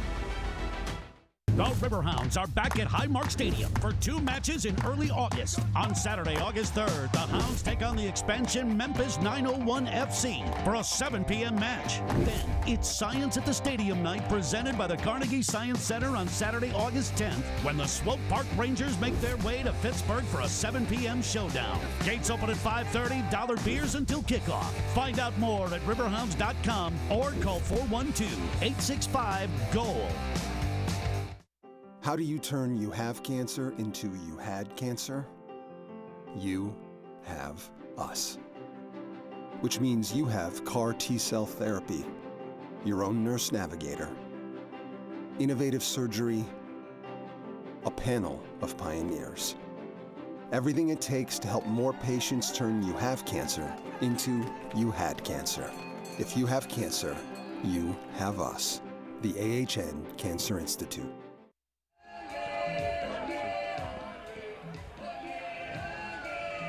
The second half is imminent from Highmark Stadium, the jewel on the south side of Pittsburgh. I'm Matt Geiger with Paul Child, and we got finished watching an entertaining first half, especially if you're a Hounds fan. They played as they should, a team at home against a team on short rest in North Carolina, and North Carolina facing its third straight weather game, if you will. The heat will be a factor, and you can take a look here and see where we might find some substitution possibilities for both sides, but I think North Carolina is definitely going to dig into its bench here sooner rather than later. I think you're going to see it within the next 10 minutes probably, and as I said during the break to you, Matt, I think the Hounds are going to do the same thing. I'm sure that Bob would like to get up, get another goal if possible, and then you'll start seeing 2 or 3 different subs coming in, and we're off. Pittsburgh controls the ball to start the second half and in control of this game, but it's just 1 goal away from level. Joe Greenspan, the Navy man, wins another ball in the air. This one hops loose. Spees can't take it. Toby Adewale will run through. And Adewale Kurt's going to catch gave this that ball all the way down to the corner. Flag is up for offside. The assistant referee on the far wing, Jonah Kind, signaling to us that play was not kosher. Kevin ran a long way there to get nothing. that ball, for nothing. And already burning some of this energy. Adewale again will find this ball. Slug it back up to the midfield. Brett, the flick. Dos Santos backing down his man. Dos Santos doing a great job there, using his body, and Igbekoye wants a foul called, and he'll get it. Igbekoye, the defender for North Carolina, was in a joust with Canardo Forbes, the Riverhounds midfielder, and the visitors get the benefit of the call. Early stages second half. And remember, you can get updates and alerts all year long by following your club on ESPN.com. Search for the Hounds or North Carolina FC. Then click the follow button to keep up with the latest news and scores. Plus get reminders on the team's next match. ESPN.com and click follow. Brett got a good piece of that ball, but too far for Nico Brett. Yeah, this is where we've got to go high pressure now if we can and keep them in their end. But again, too late. You see that ball going, everybody's got to be on the same page and go close it down to all their players, so they can't get it out of there. Miller trying to run the gauntlet, and at least he got a throw. He avoided the closeout of 2 Hounds defenders over there near the sideline. Throw into the feet of Christo, and a first-time rip from Spees. Didn't get a lot of it, but he forced Kyle Morton to fall down to his side. Yeah, that was a surprise, I think, for everybody that he got a shot off there and it got through, and that's where caught everybody napping a little bit. Focus will be an issue, and for as much as we talk about the physical side of the heat, it affects you mentally. It's all tied together. Oh, yeah, for sure. Here's a good battle between Christo and Bunky as the Frenchman wins it over the Bosnian. Yep. And now Taylor, the Raleigh native, will have to chase this one down. Several players on this visiting side have connections to Raleigh, whether being from there or played for NC State. Nice switch of play there by North Carolina, and slowing it right back down again and looking to switch it again. Spees played for Akron and then North Carolina, Chapel Hill. And Ben Spees, with 41 appearances in the MLS to his name with the Columbus Crew, his hometown squad. Christo volleys. Too strong. To throw him from the other side of the field. Yeah, Spees seems to be the only player in North Carolina that seems to be getting himself open more than most, getting the ball, which is obviously they want him to get the ball because he creates things, and I'm surprised Bob hasn't really put somebody on him to close him kind of out of it. Spees, one of 9 North Carolina players with at least 2 goals. He has 2 goals and 3 helpers, and Christo 3 and 2. Those 2 hooked up just a moment ago. Oh. Dos Santos. That's a shot. Takes a push from Al-Badawi. Nazmi Al-Badawi now bulldozes Greenspan, but Greenspan gets up and wins the ball. And it's another big man in Dos Santos. This time he is infringed upon. Strange call, but we'll take it. First foul of the half against North Carolina. Pittsburgh had 7 to NC's 4 in the first half. Corners were 2-1 Pittsburgh. Shots were 8-5 Pittsburgh. So once again, like last week against Tampa, a staunch opponent, Pittsburgh with the slight edge in all the categories you want them to have the edge in, except for fouls, of course. But the Hounds had 3 times the crosses of North Carolina, actually 4 times the crosses of North Carolina in the first half, 15-4. So a huge edge in that area. Swinging balls into dangerous spots. Forbes from Brett. The 2 Jamaicans play catch, and it's Canardo again. He did well to get out of that situation. There's a nice ball in. Hounds were offside. I thought it had the look of it. Dos Santos and Brett both uncovered for a moment as they were trying to slide behind the North Carolina back line. Didn't quite work out. This is where I think the Hounds have got to start getting organized and picking up quicker when it's a free kick or a goal kick or whatever. Closing, marking players up man to man, making them realize that they're going to be closed down as soon as they get it. They're giving them a lot of room here right now. Taylor, Fortune, he backheels it. Must be the night of the backheel. That's at least our 3rd or 4th. That one did not connect. It's a good job getting it out, but now he's got to get it out. Al-Badawi handed it off to Mertz. Puts in a defensive shift. Sliding through was Smith, to at least delay the Hounds' counterattack. He did well there and got all ball, so full credit to the former Pitman, Graham Smith. And Forbes bottled up a bit. He creates some time and space for himself with that patience on the ball. He was looking for DeSantos, but DeSantos kind of shrugged it off, waved it. He didn't want it, knocking it into his feet. It was really pretty well marked. Smith again with the ball. Christo and Fortune, Dre Fortune, 3rd year with North Carolina, but played for Bob Lilly in Rochester in 2016. It seems like every team that comes in here, there is the Lilly connection. It does seem that way for sure. Nice ball there. Slicing inside here is Miller. Dispossessed. Greenspan ripped it up. And Forbes is on the second ball. This is where we've got to make something happen, keep possession a little bit. Yes, Mertz at the arc. Oh, Mertz's volley. Steven Dos Santos, can he pull it down? Kevin Kerr. Crossing and just over the head. It's still of in. Mertz, still hanging in. No, it is not in. It's a goal kick. Boy, he should have got to it sooner. I thought Forbes should have made an effort. made a play on it. That was bizarre from a player who's usually very heady in Canardo Forbes, but that time, I don't know if he thought it was already out or thought it was deflected by a North Carolina player. Pretty clear to us that it wasn't, from up here at least. Yeah. It was over everybody's head. And again, didn't want to exert that extra energy, and kind of like get fatigued. These guys are incredibly well conditioned, but it doesn't matter. The heat affects everybody. Yeah, not with this kind of weather though, Matt. It's really difficult. And so Smith. They got to keep on top of it. Ben Spees, the dangerous man, middle of the pitch. On one hop. Morton falls down to his right this time. A second save here in this second half. North Carolina pushing. And who knows how much they'll have left in the tank here after playing Wednesday night in a humid Cary, North Carolina. I think they'll get some subs in here, like I said, probably in the next 5-10 minutes. And try and... Oh. Lines crossed between James and Mertz. That's happened a couple of times tonight. 2 or 3 times, and they got to get on the same page and talk about it and realize that they got to work it out. Almost 10 minutes into the second half. No real opportunities for the Hounds. A couple of shots on target, though, for North Carolina. 2 sides are even in that area, 2-2.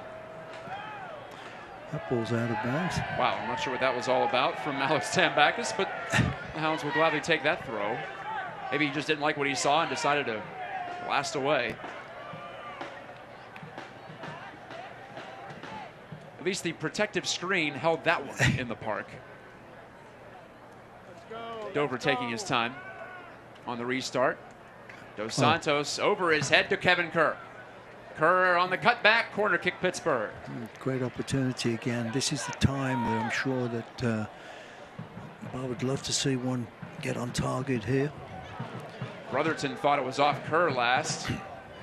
And it's always tough to tell when it's that far away from us. But Forbes will saunter his way over to the flag. Gives me time to tell you that number 1 Cochrane provides you a clearly better car buying experience, no pressure, no hassles, and a whole bunch of benefits. A 3-day, 150-mile money-back guarantee. Number 1 Cochrane. Come on out and kick the tires. Forbes blasts this one toward the 6. Hops down, and it'll be Nico Brett turning it around. Brett, who assisted on Mertz's goal. He lets rip right into the chest of Tombakis. Yeah, pretty obvious that one. I'm surprised he didn't get a crossing instead of trying to take a shot, because goalkeeper wasn't going to be surprised by that at all. Brett feeling it a bit. Has a couple of goals from the penalty spot. Yeah. Not as many from open play as he'd like to get. Of course, he had 15 last year and 37 total points. That was the 3rd best point season in Hounds history.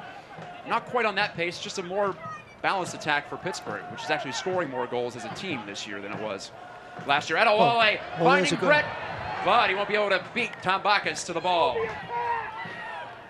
That was eerily similar to the ball that sent Brett away last week against Tampa, led to the penalty kick and the Kevin Kerr conversion. And now Morton, goalie to goalie. I think James should be getting this ball, but yeah, I thought he would. And he will get it upon direction from Paul Child. On his stronger left foot, he locates Brett. Dos Santos. Forearm shiver possibly. And possibly a card. Dos Santos in some pain. He's not giving him a card. It was an elbow into the face. Well, see, I thought he was reaching for his card. He was reaching for the spray. Yeah. So he fooled me, did referee Izmir Pekmic. It's for his shaving cream. That's right. That's special stuff. Crazy foam or whatever.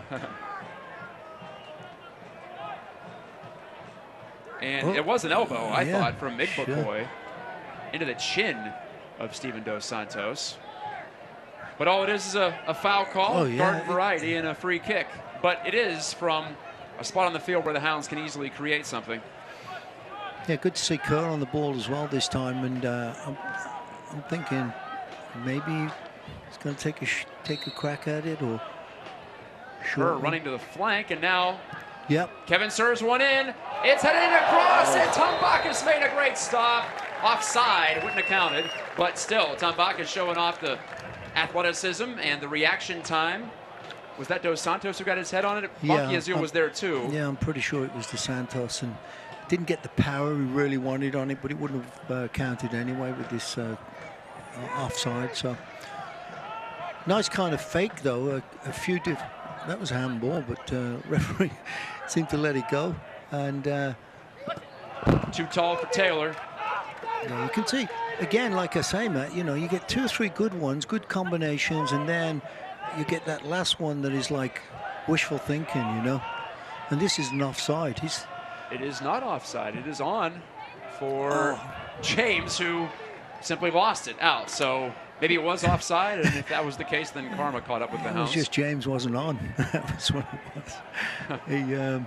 He just took it too casual again and miscontrolled it, and gave away a great opportunity again to get one more on the score sheet. Graham Smith and to Brotherton. Brett tried to pin him to the touchline. Now this is good. If they're going to pressure, they've got to all pressure at the same has time. to chase it, and he'll give it up to Funky Azil. He still has to battle against Christo, Robert Christo. An impressive work rate for a big forward. Yeah.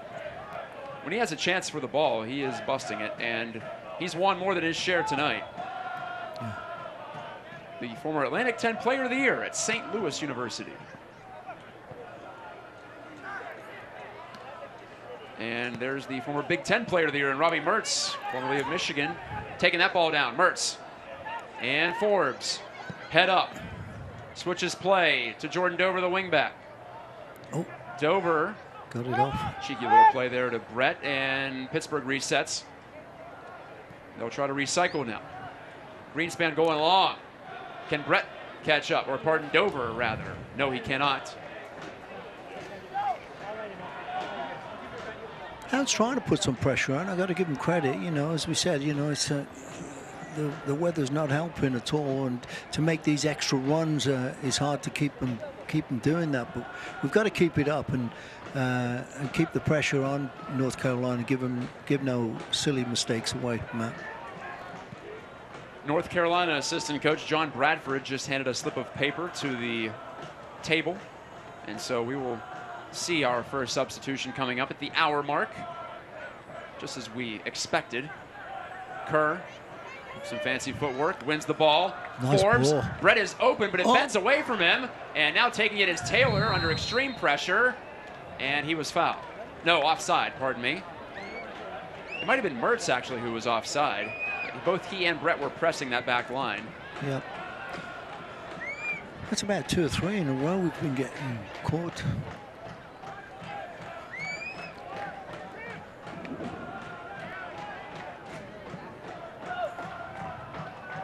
Substitutions plural coming on for the Hounds, in fact. So just 1 for North Carolina, 2 for Pittsburgh, and we'll get those to you in just a moment as time permits. Dos Santos falls on top of the ball as he's run through by Graham Smith, who turns his palm skyward in the international signal of, did I do anything? One thing about Steven Dos Santos, he knows when to absorb the contact, and he knows when to also go down and help the officials out a little bit. Yep. And I think sometimes he doesn't get the benefit of the doubt because of his size. So it goes both ways for Steven. Forbes waiting, slipping one through to Brett. Chance for Robbie Mertz at the dot. Oh, he blew it over the top. My goodness, Robbie Mertz. He's not going to get a better look there. So that's Kerr and Mertz with 2 outstanding chances to make this 2-0, and Mertz misses that one high. Yeah, his eyes got real big there, Matt, because he had so much time and took a great touch on the ball and then just wanted to hit it way too hard. Could have probably done a lot better by just hitting it really low and taking a chance on hard and low with the keeper, you know. Well, here you see, here comes the cavalry for both sides. 2 subs for each side, pardon me. The super sub from Wednesday, Yakamani Chester, checks in for Stephen Miller. And Donovan Iwolo will step onto the pitch for Robert Christo. So a couple of attacking subs, as you would imagine, for North Carolina. For Pittsburgh, it's a little bit of both. Christian Valesky, the forward, coming on for Kerr, is about to come in. I believe Sammy Kasai, standing next to him, is coming in for Kerr. Oh, yeah, and he's coming in for Brett. Valesky. So Brett is subbed out just past the hour mark. Christian Valesky, the USL Championship veteran, 38 career goals. Slaps hands with Brett. Kasai is on as well for Kerr. So Kerr takes a breather. Earliest substitutions we've seen in a long time for the Hounds, and for good reason. Yeah. With the weather being what is, Kerr looks completely drenched, like he just jumped into the swimming pool. Yeah, I'm sure he does. But you know what, Paul, he trains in a long sleeve shirt. I saw him yesterday. I said, you're crazy. What are you doing? You give yourself heat stroke. He wants to get a sweat. Well, he certainly accomplished that. He's from Scotland, not like he's from a place where you're accustomed to this type of weather. In Scotland right now, it's in the 50s. Miller. A lot of space Good there. ball there to the overlapping Taylor. Squares it. Oh, what a miss there from Iwolo. Both teams have misfired from gorgeous chances. And Donovan Iwolo, yes, it's his first touch into the match, but as a forward, that's your job.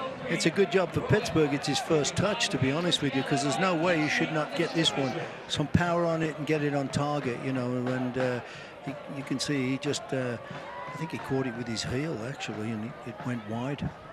He didn't really have to be that precise with it, but he tried to, well, find the side netting. I don't know what he was trying to do, actually. The miss hit makes it tough to say.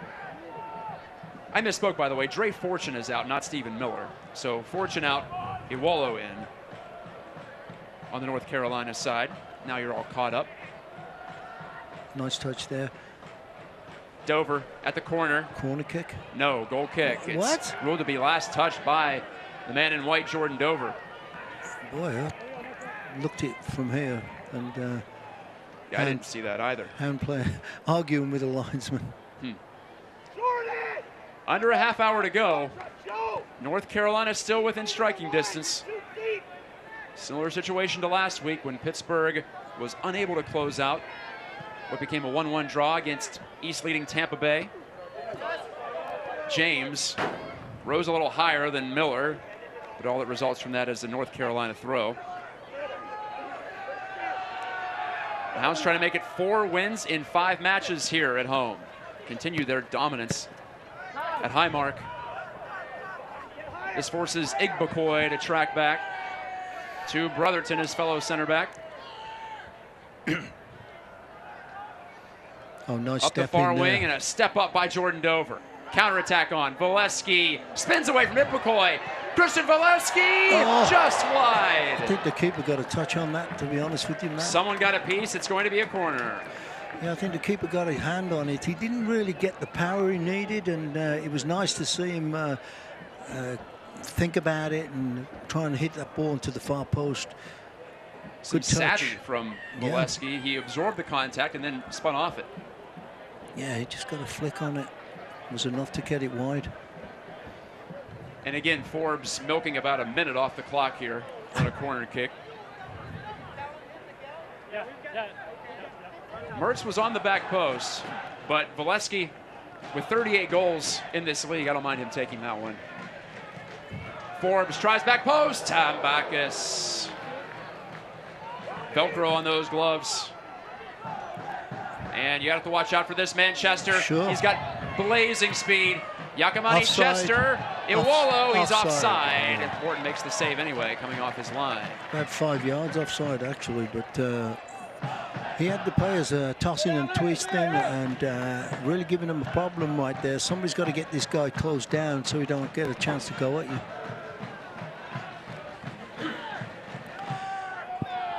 Yakamani Chester, the man who just fed that ball, yes, way offside. Yeah. But Chester has 5 goals on the season. They've all come in his past 6 appearances. And he had 2 in 2 minutes coming off the bench against Loudoun United 3 days ago. Yeah. So you know what he can do. Here's a turnover, though, to the Hounds' benefit. Mertz has a goal already. Slides it through. This time he's on the same page with James, but off his back foot. James misfires the cross. Yeah, James there really got to start getting his composure and get control of it and look up and make a good pass. That's the second one in about 10 minutes he's done. And when he gets down in this wide position, he's got to take advantage of it. Has not been the cleanest game. Might be about who makes the fewest mistakes in the final 20. Definitely. Brotherton wants to switch it. He'll find Taylor. Miller and Taylor. Boy, good ball down the line. Ben Spees, dangerous ball. Morton makes a stop. Iwolo, the deflection. Donovan Iwolo, the 23-year-old from Cameroon. Drawing attention. Greenspan got close enough to him to prevent him from really getting a good rip away. I don't know if that was Greenspan that... Yeah, it came off a Greenspan into the keeper. Dos Santos, Valesky is onside. Christian Valesky lets it bounce. Now crosses, trying to find Mertz. And Mertz was wiped out inside the 6. Play continues upfield. And Abadawi. Spees takes it from Smith. Nearly closed out by Vankiazio, but North Carolina keeps it. 69th minute now. Hounds up on a Robbie Mertz goal. 5th of the season to tie both Nico Brett and Kevin Kerr for the team lead. Abadawi gets a ball to his foot. 25 yards out. There's a rip from Chester, and he was lunging, so he couldn't get the power or the accuracy on that. Really has put a spark into this North Carolina team, these 2 substitutions. They're really coming on and buzzing these guys, and now it's starting to wane here, which is kind of, I think it'll feel good, actually. Yeah, I'm sure the players are loving that, actually. But, yeah, really changed the momentum all of a sudden, and got to get it back. A summer shower on the hottest night of the year. Iwolo is breaking free. Donovan Iwolo. Did James get a piece? Yes. Boy. And a saving play from Ryan James. Barely. This guy just waltzed his way right through everybody. This is where these guys are so quick that they're capitalizing on fatigue on this this team when they played 69 minutes in this heat. Well, the Hounds have a couple of defensive-minded players available. Uchenna Uzo, the defender, and the holding midfielder Mohamed Dabo. If I had to place bets, I think at least one of them is going to be coming into this match. Ben Spees with the corner. North Carolina seeking the equalizer. The outswinger, Greenspan couldn't clear it. Ripped from Smith is blocked. The Hounds got up and in his face. Miller dispossessed by Dover, but James falls on the wet pitch. Helping out there, Sammy Kasai, the rookie midfielder. Gets his first touch, and it's an important one. Kasai making a run. Takes the ball here from Forbes. Should just go with it, push right up. Sammy Kasai. Long distance cross, and Igbokoy headed it off. Way too soon. Nobody really was looking for that. He's got to hold up a little bit and get composure. Mertz overruns the play. Taylor, a through ball. This one does not hook up with anybody. Morton scoops it. Fans, the USL Academy has begun, the elite youth program of the USL. This allows clubs at all levels across the USL to develop their local youth and compete at the highest level across the U.S., including the USL Academy Cup. For more information, visit uslsoccer.com/academy. Mertz on the quick turn upfield. It's James now. James and Forbes, and Mertz making a move to the ball. Pittsburgh possessing, holding, cross from James. Kasai, wide open. Now he gets confronted. Sammy Kasai pulls it free. Tambakis makes the save, spills the rebound. Funky Ezio follows up, but he couldn't get the shot through. Oh, Lord. Dover, Hounds buzzing now. Dover gets it back from Kasai, right at the byline. Wanted to find Steven Dos Santos, but the cross was a little too low. Chester, turn on the afterburners. Chester gets it back from Spees. Boy, the pace of this game is picked up in the attacking end for North Carolina. Spees, good one to Miller. James tries to get there. Miller misfires. And he fell down, and the field is getting rather slick. You can see players wiping out left and right. Yep, definitely. This match is taking on a frantic tenor suddenly. And this rain is changing everything right now, and this ball's really slick when it scoots off this turf. I think it's fooling some players, and they're having a hard time planting and going. Not Dos Santos. This ball gets right through, and he runs on. Steven Dos Santos, short side rip. That should have been a cross there. There's no way he was going to shoot and score in that position. He had Valesky on the backside, to your point. Taylor pushed it out of bounds into the stands. Some of the fans have made a run for it. Some may be relishing this, like you mentioned, Paul. The players could be too. Yeah. Could cool them down a little. Although I can feel the moisture rising off the field from our perch here in the press box. Dover stumbled, and so did Chester opposite him. And foul against North Carolina. Spees protests.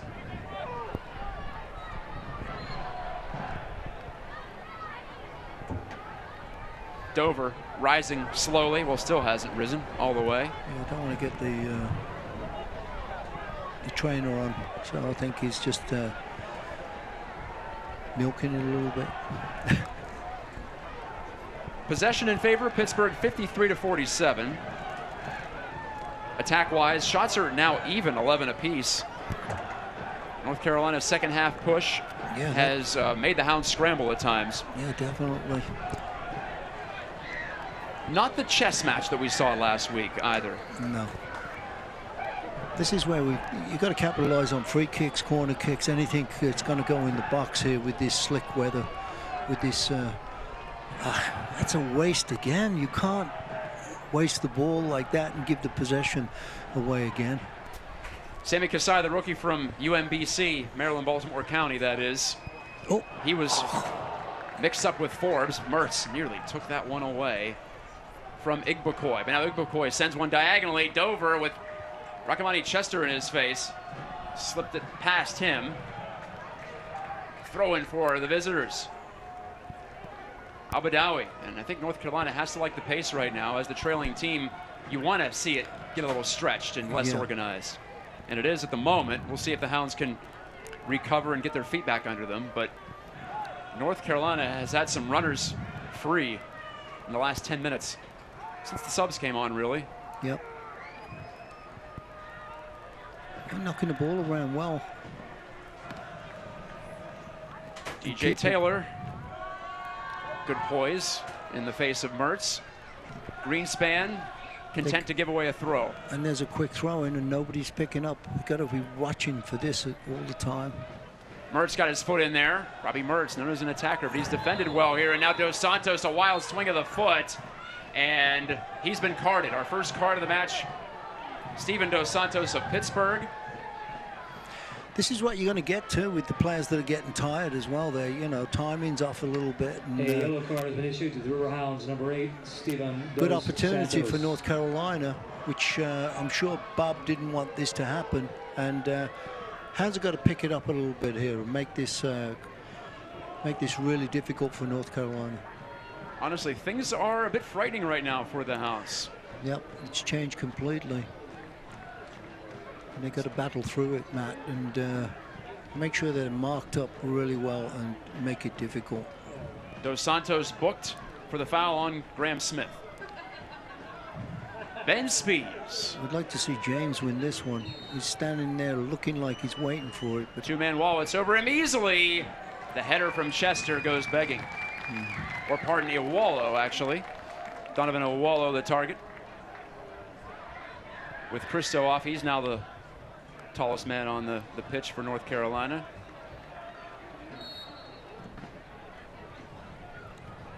So now Morton. Pittsburgh has one substitution left. Yeah. After sending in Voleski and Kasai. Dover, too strong on the volley. Nobody even up there. Mertz was the closest, and the ball was nowhere close to him. Well Taylor, done. well, Mertz is keeping his energy up. He flushes Taylor away from the sideline, but Taylor did extremely well to keep the ball and make the play he wanted to. Yep. Smith. Yakamani Chester, 25 years old from Malawi. Smith tries to guide one through there to Owolo, and he did, but Owolo couldn't control. Bunkiazil with Dos Santos in tow. Smith pressurizes him. Forbes, and there's a good little combination onto Dover. Yeah. Dover running free. Nobody in the middle except Kasai's wide. Voleski making a run, and the Hounds will gladly take that corner kick gifted to them. The miss hit from Igbokoy in front of his goal sets it all up. The third corner of the second half for Pittsburgh. They have 5 total in the match. North Carolina just 2. All the stats that you want to be on top in, the Hounds are, including most importantly goals, but this match is hanging in the balance. Oh yeah, this can go either way real quickly, and that's what I'm saying. The Hounds have got to keep on top of this one and be all over this team. Don't let them get any chances. Forbes takes. Tambakis grabs. And the ball went out of bounds. It's a goal That's kick. exactly what the assistant referee is saying. The in-swinging ball apparently crossed the plane, and that's all it takes in this sport. 5-3. Again, 9-1-1-1-5-3. You're the winner, please. It's not quite hang on time yet, but thank you. Can the Hounds convert? We've just received word, no hydration break. We're past the 75th minute, so that makes sense. The shower has cooled things. I think Dos Santos is getting really tired here, and I think I wouldn't be surprised if Bobby doesn't make a sub. Bob being Bob Lilly, the Hounds manager, and he has players that could slot into the attacking midfield or even just bring the Hounds' posture back a little bit. He has Velarde, Tambakis near the byline, and a giveaway. The Hounds press nearly pays off, but now Voleski able to jump on that ball. Too slow to get out. You got to get out as quick as you can once you've realized you're in a, and that's what Bob's telling him, I think. Yeah, he was offside, so he bailed out. Boy. Adewale fell down, and I think he hit it with his hand as he hit his knee, his hand. Down. I think he was just totally uncoordinated with that one. Adewale and Greenspan, the Hounds' 2 center backs. This is their 3rd year together here in Pittsburgh. Chemistry has paid off. Smith, right to the keeper. Too much carry on that attempted cross. Well, Pittsburgh hasn't allowed more than one goal in a while since that Ottawa match, in fact, back in early June. I think that defensive tightening has been key to their surge, but this is about as loose as they've looked in a match recently. Not going to be perfect every match, but NCFC no doubt has made things uncomfortable here in the second half. Yep, and the rain stopped as well, so you know you've got this slick surface for a little while, and got to try and take advantage of it. Chester tried to play it to himself into the corner. Greenspan successfully holds him off.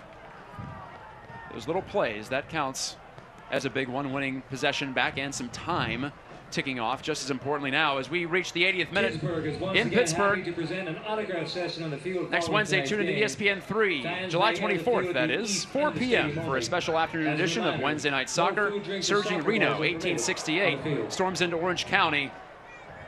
Take on an OCSC side looking to climb closer to a playoff spot. See it on July 24th at 4 p.m. on ESPN 3. We saw a lightning flash, did we not, Paul? But the referee letting things continue on. We're in the 80th minute, or pardon me, 81st now. So if this match were to be delayed and not be restarted, it would be an official result. But this appears to be a passing thing right now. So I wouldn't count on that if I were the Hounds. They're not going to get bailed out by the weather. At least I don't think so. I hope not. Taylor, there's another lightning flash.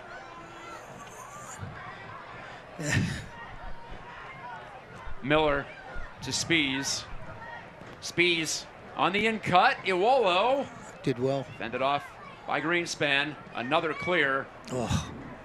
And Sammy Kasai. Well, he put way too much on that. There's the thunder, and there's the weather delay. I'm surprised it didn't get stopped about a minute ago with the big flash. 82nd minute, nearing the finish line in Pittsburgh, but now we'll take a breather. 1-0 Hounds on a Robbie Mertz first half goal, and the players will have to adjourn to the locker rooms. Not what you want to see, obviously, for anybody, but the teams will have a chance to regroup here for the final 8.5 minutes plus stoppage time. Yeah, that's a shame because now they've got to go and sit down and seize up. Hopefully not, right? Well, I don't. I think you know you're gonna get a little bit stiff, and I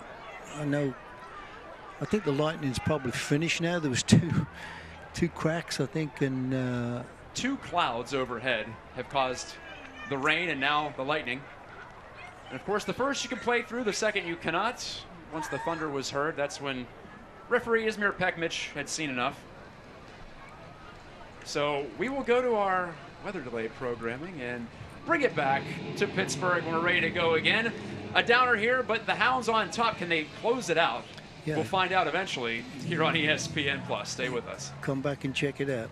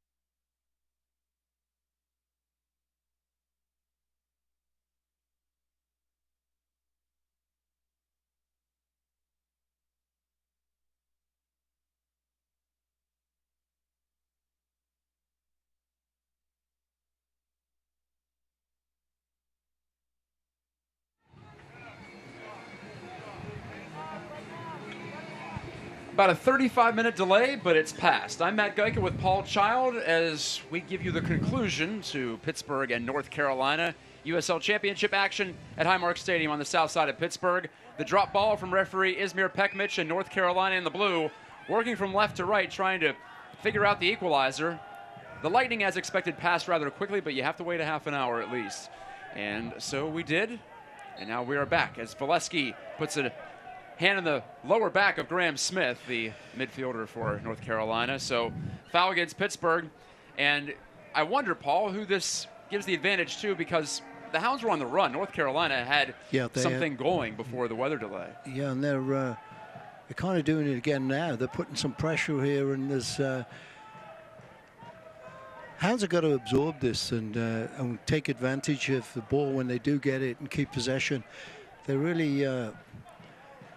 Mertz with another takeaway. Robbie Mertz making a bid for player of the game, but Christian Valesky hands it right back to Guillen of North Carolina. Spies squares it.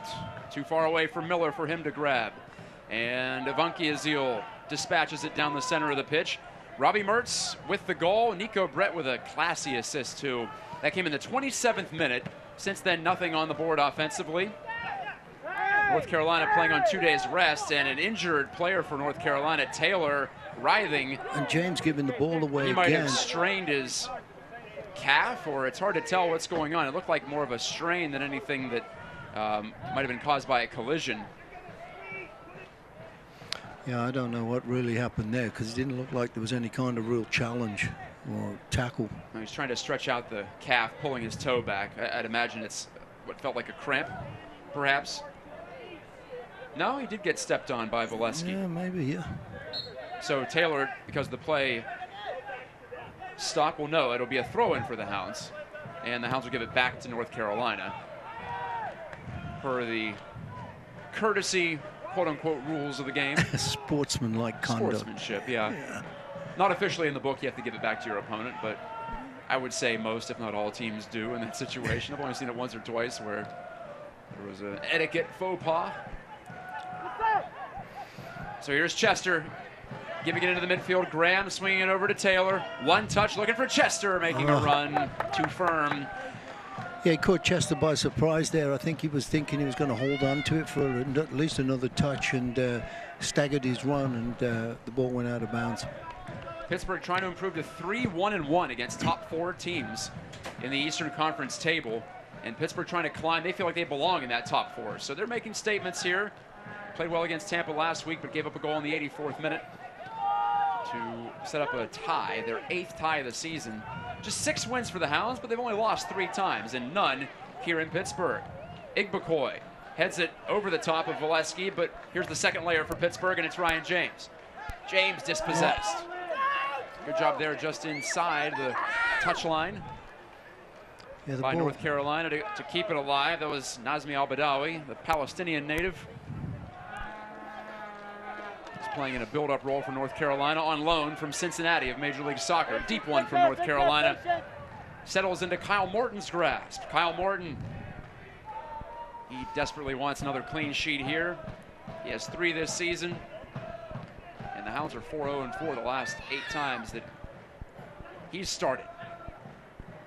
I've got to try and start finding people, though. We just keep on whacking it and clearing it out and giving it right back to North Carolina, which is giving them a little bit more momentum every time. Stephen Miller pulls it down in front of Avunki Azil. Now Avunki Azil chasing into the corner. Here comes the cross. Morton. Relatively routine there with a couple of North Carolina players behind him, Iwolo and Chester. Last week the issue was the Hounds could not get that second goal before Tampa struck for 1. The Hounds have had 2 sitters inside the 18. One for Kevin Kerr in the first half, a header he blew over the top, and then Robbie Mertz just before the weather delay down to our left. He had a ball fall to him at the penalty spot basically, and he missed high too. So those were the 2 chances to add on. And so nervous moments now late, but Valesky will take this ill-conceived ball. Christian Valesky overran it himself. I don't think it was even touched until he got by it. But again, the visitors sloppy with it. And Greenspan will try to find Valesky, but he turned too late. Victor Igbekoy back to his keeper, Alex Tombakis. We're at the center, and it's intercepted by Forbes. Dos Santos plays Forbes. He's hip checked down. Penalty kick. Yeah. There's the penalty kick, well earned, and Forbes, did he ever take a bump?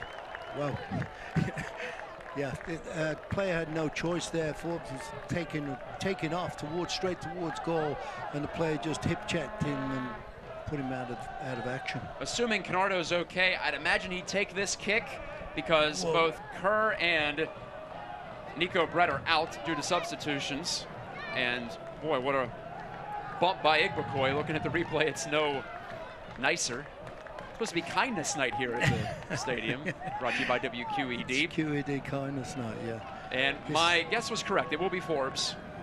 Trying to make it 2-0 and salt away the game for the Hounds, or at least come close to doing so. Yeah, we've seen this situation before in the 90th minute, and hopefully he can just tuck this ball away. It's his first PK of the season. The Hounds are 4 for 6 as a team. Forbes against the Greek keeper, Alex Tombakis. The Jamaican-born captain of the Hounds strides to it, and he's denied. Tombakis stopped it, and Dos Santos can't turn it back on goal. We remain 1-0. Tombakis guessed to his right, and that's where Forbes put it. Yeah, I don't know whether I jinxed him or what, but just saying, we did the same thing in the late game as... Advantage given by referee Pekmich. North Carolina with a stay of execution in the 88th minute. The PK comes up short for Forbes and the Hounds. Now 4 for 7 on the season. Pittsburgh only had, I think, 5 all of last year. There had been a lot more PKs in Hounds matches, for and against. Yeah, I'm sure they're going to be working on these penalty kicks from now on. I mean, this is, Bob, you can't let penalty kicks go by like that. Get those opportunities and let them slip by. Well, now here's a foul against the man who just missed it, Forbes. When you have 7, Paul, I think you should probably get 5 or 6 of them. Oh, easily. I mean, you know, there's no way a keeper should be saving these. And, you know, obviously they're getting players that are taking them that are not confident enough. And you've got to start really working on that, especially in this part of the season, too. Mm-hmm. That would have been, now there's a great opportunity again for North Carolina to get back on the board. As you saw in the replay, good velocity from Forbes, but really it wasn't placed nearly well enough to expect to beat a professional goalkeeper. No. About 2 feet off the ground and maybe midway between the center of the net and the post. Unless you catch the keeper going the wrong way, that's not going to work. No. Ben Spies, 6th-year pro, didn't do great with that as Dover clears. Hounds do push up, try to catch North Carolina offside. Second ball in, Kyle Morton secures. And now he will try to slow this thing down. I thought he would have gone down on the ground actually there. He could have and give himself another 10, 30 seconds maybe. Duval Wapawo preparing to come into this match. Taking the second ball is Sammy Kasai, and he feeds to the corner for Dos Santos. I half expect him to just sit on this one, considering his veteran status and the style of play he espouses, and he gets the throw. Well done from the Hounds, number 8. That is the whistle, though, and that will allow North Carolina to make their final sub. Graham Smith is out. And Duval Wapawo from Cameroon, the 19-year-old, checking into the match. And Graham Smith is sprinting to the bench, as you would expect with his team down.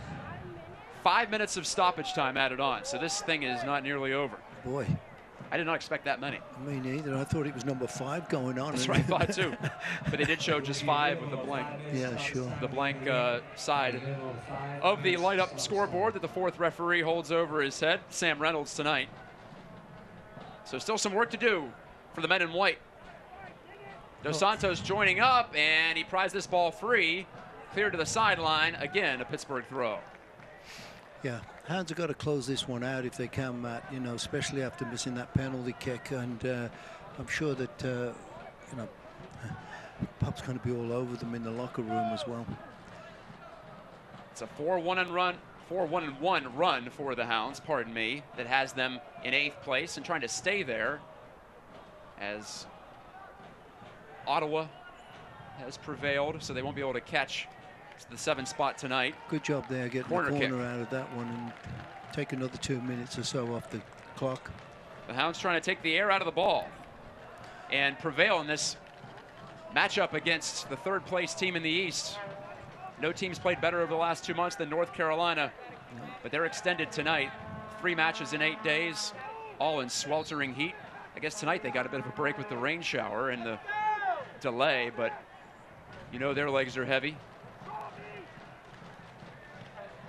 Goal kick this time. Dos Santos could not make anything of that extremely short corner. Yeah, I mean, obviously North Carolina are going to punch this ball deep into the end, Hounds end, and hopefully can create something. They got everybody pushed up. Thomas Vankiazil won the first ball, and Kasai gets to the second. Forbes again to the corner. Dos Santos on a full sprint. Steven Dos Santos couldn't get past Brotherton with a fine sliding tackle. Yeah, Dos Santos picked up some speed there. I'm surprised. You know, he's been on there for 90-some minutes, and you can see he's sucking wind right now, but did a good job trying to get to that and creating a throw-in for the Hounds. Well, if there were players who were flagging before the weather delay, which lasted about a half an hour, a little bit more than that, then maybe they could get some calories in them and find some extra energy. Brotherton sends it skyward.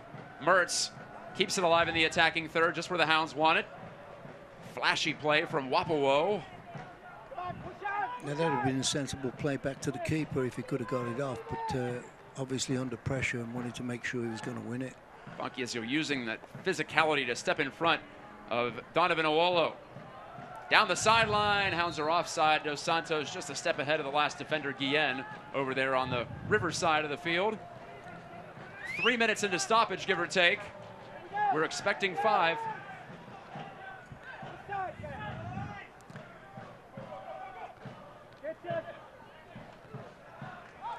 Rising play from Adewale. Pittsburgh trying to stay unbeaten at home. 4-0-5 in league play coming into this match. If you count U.S. Open Cup, 6-0-5. Yep. And as we hear the horn from one of the Gateway Clipper ships. They've got to close these players down and get some, make it hard for them. Good job. 4 Hounds around the ball there.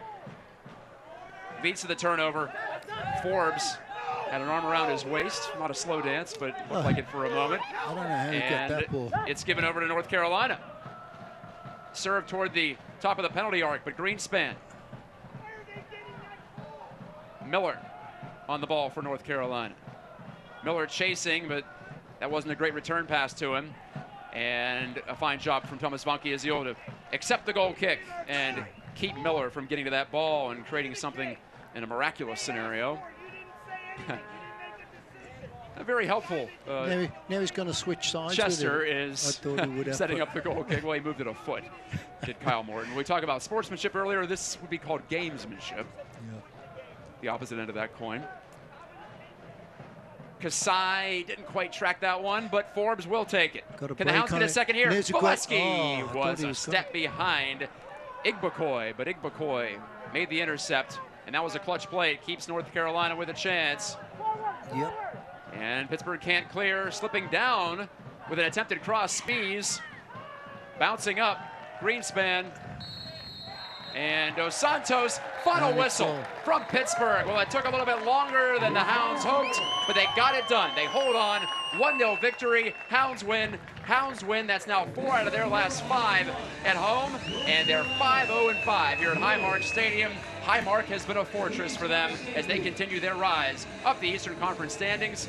Paul Child, an impressive result for the Hounds. No, it's really good to see them be able to close out a game, Matt, because we've seen them in these situations and start panicking and make silly mistakes and let teams back into it. So it was great tonight to see them, run the clock out and do the job they needed to do, get the big 3 points that they need to move up in the standings. And now the Hounds can move on to further play away from Highmark Stadium, but they've taken care of business largely in this stretch and still with more home games to come before the middle of August. We'll be back to recap this one from Highmark. Stay with us on ESPN+.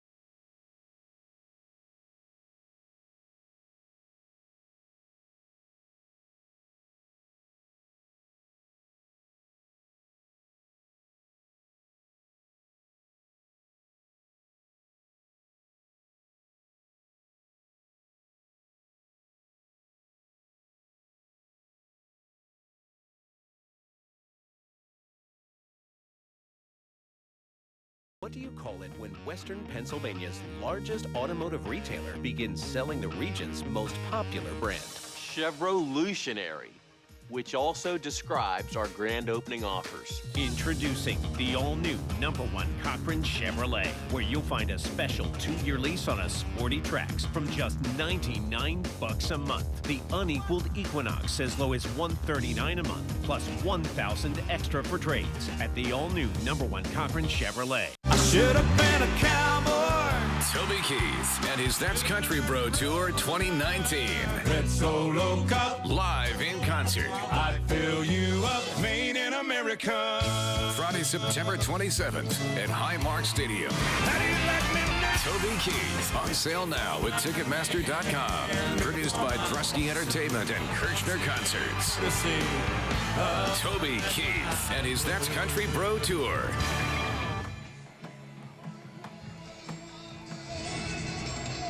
In what became a rather frantic game toward the end. Don't let that final scoreline fool you. The Hounds hold on for a 1-0 victory over North Carolina FC. I'm Matt Geika. Paul Child is with me as he has been all night long. 30 combined shots in that match, Paul. That's the most in a Hounds match this season, as we'll see in the highlights. There were chances aplenty, even though just one went in, and it came in the first half.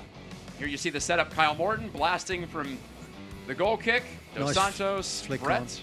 And then there's Robbie Mertz on the finishing end here. Yeah, making a great run there. Realized that Nico Brett was going to shield that ball off. Great flick on right here, as you can see from DeSantos. Nico Brett using his body really well there, shielding the ball and then just setting up Mertz, who made a great run down the field. He must have run about 40 yards. I think he jumped about 40 yards in the air after that. This is very late. After a weather delay in the second half, Bernardo Forbes fouled, obvious PK. Alex Tambakis, though, comes up with the save.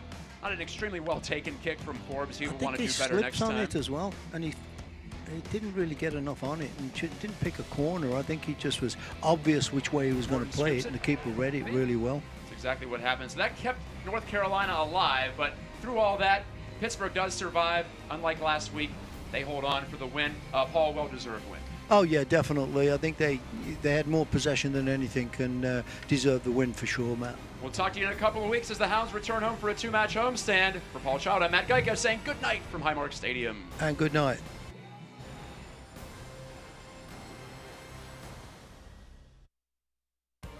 This copyrighted telecast of the United Soccer League Championship cannot be retransmitted, rebroadcast, or reproduced without the expressed written consent of the United Soccer League Championship.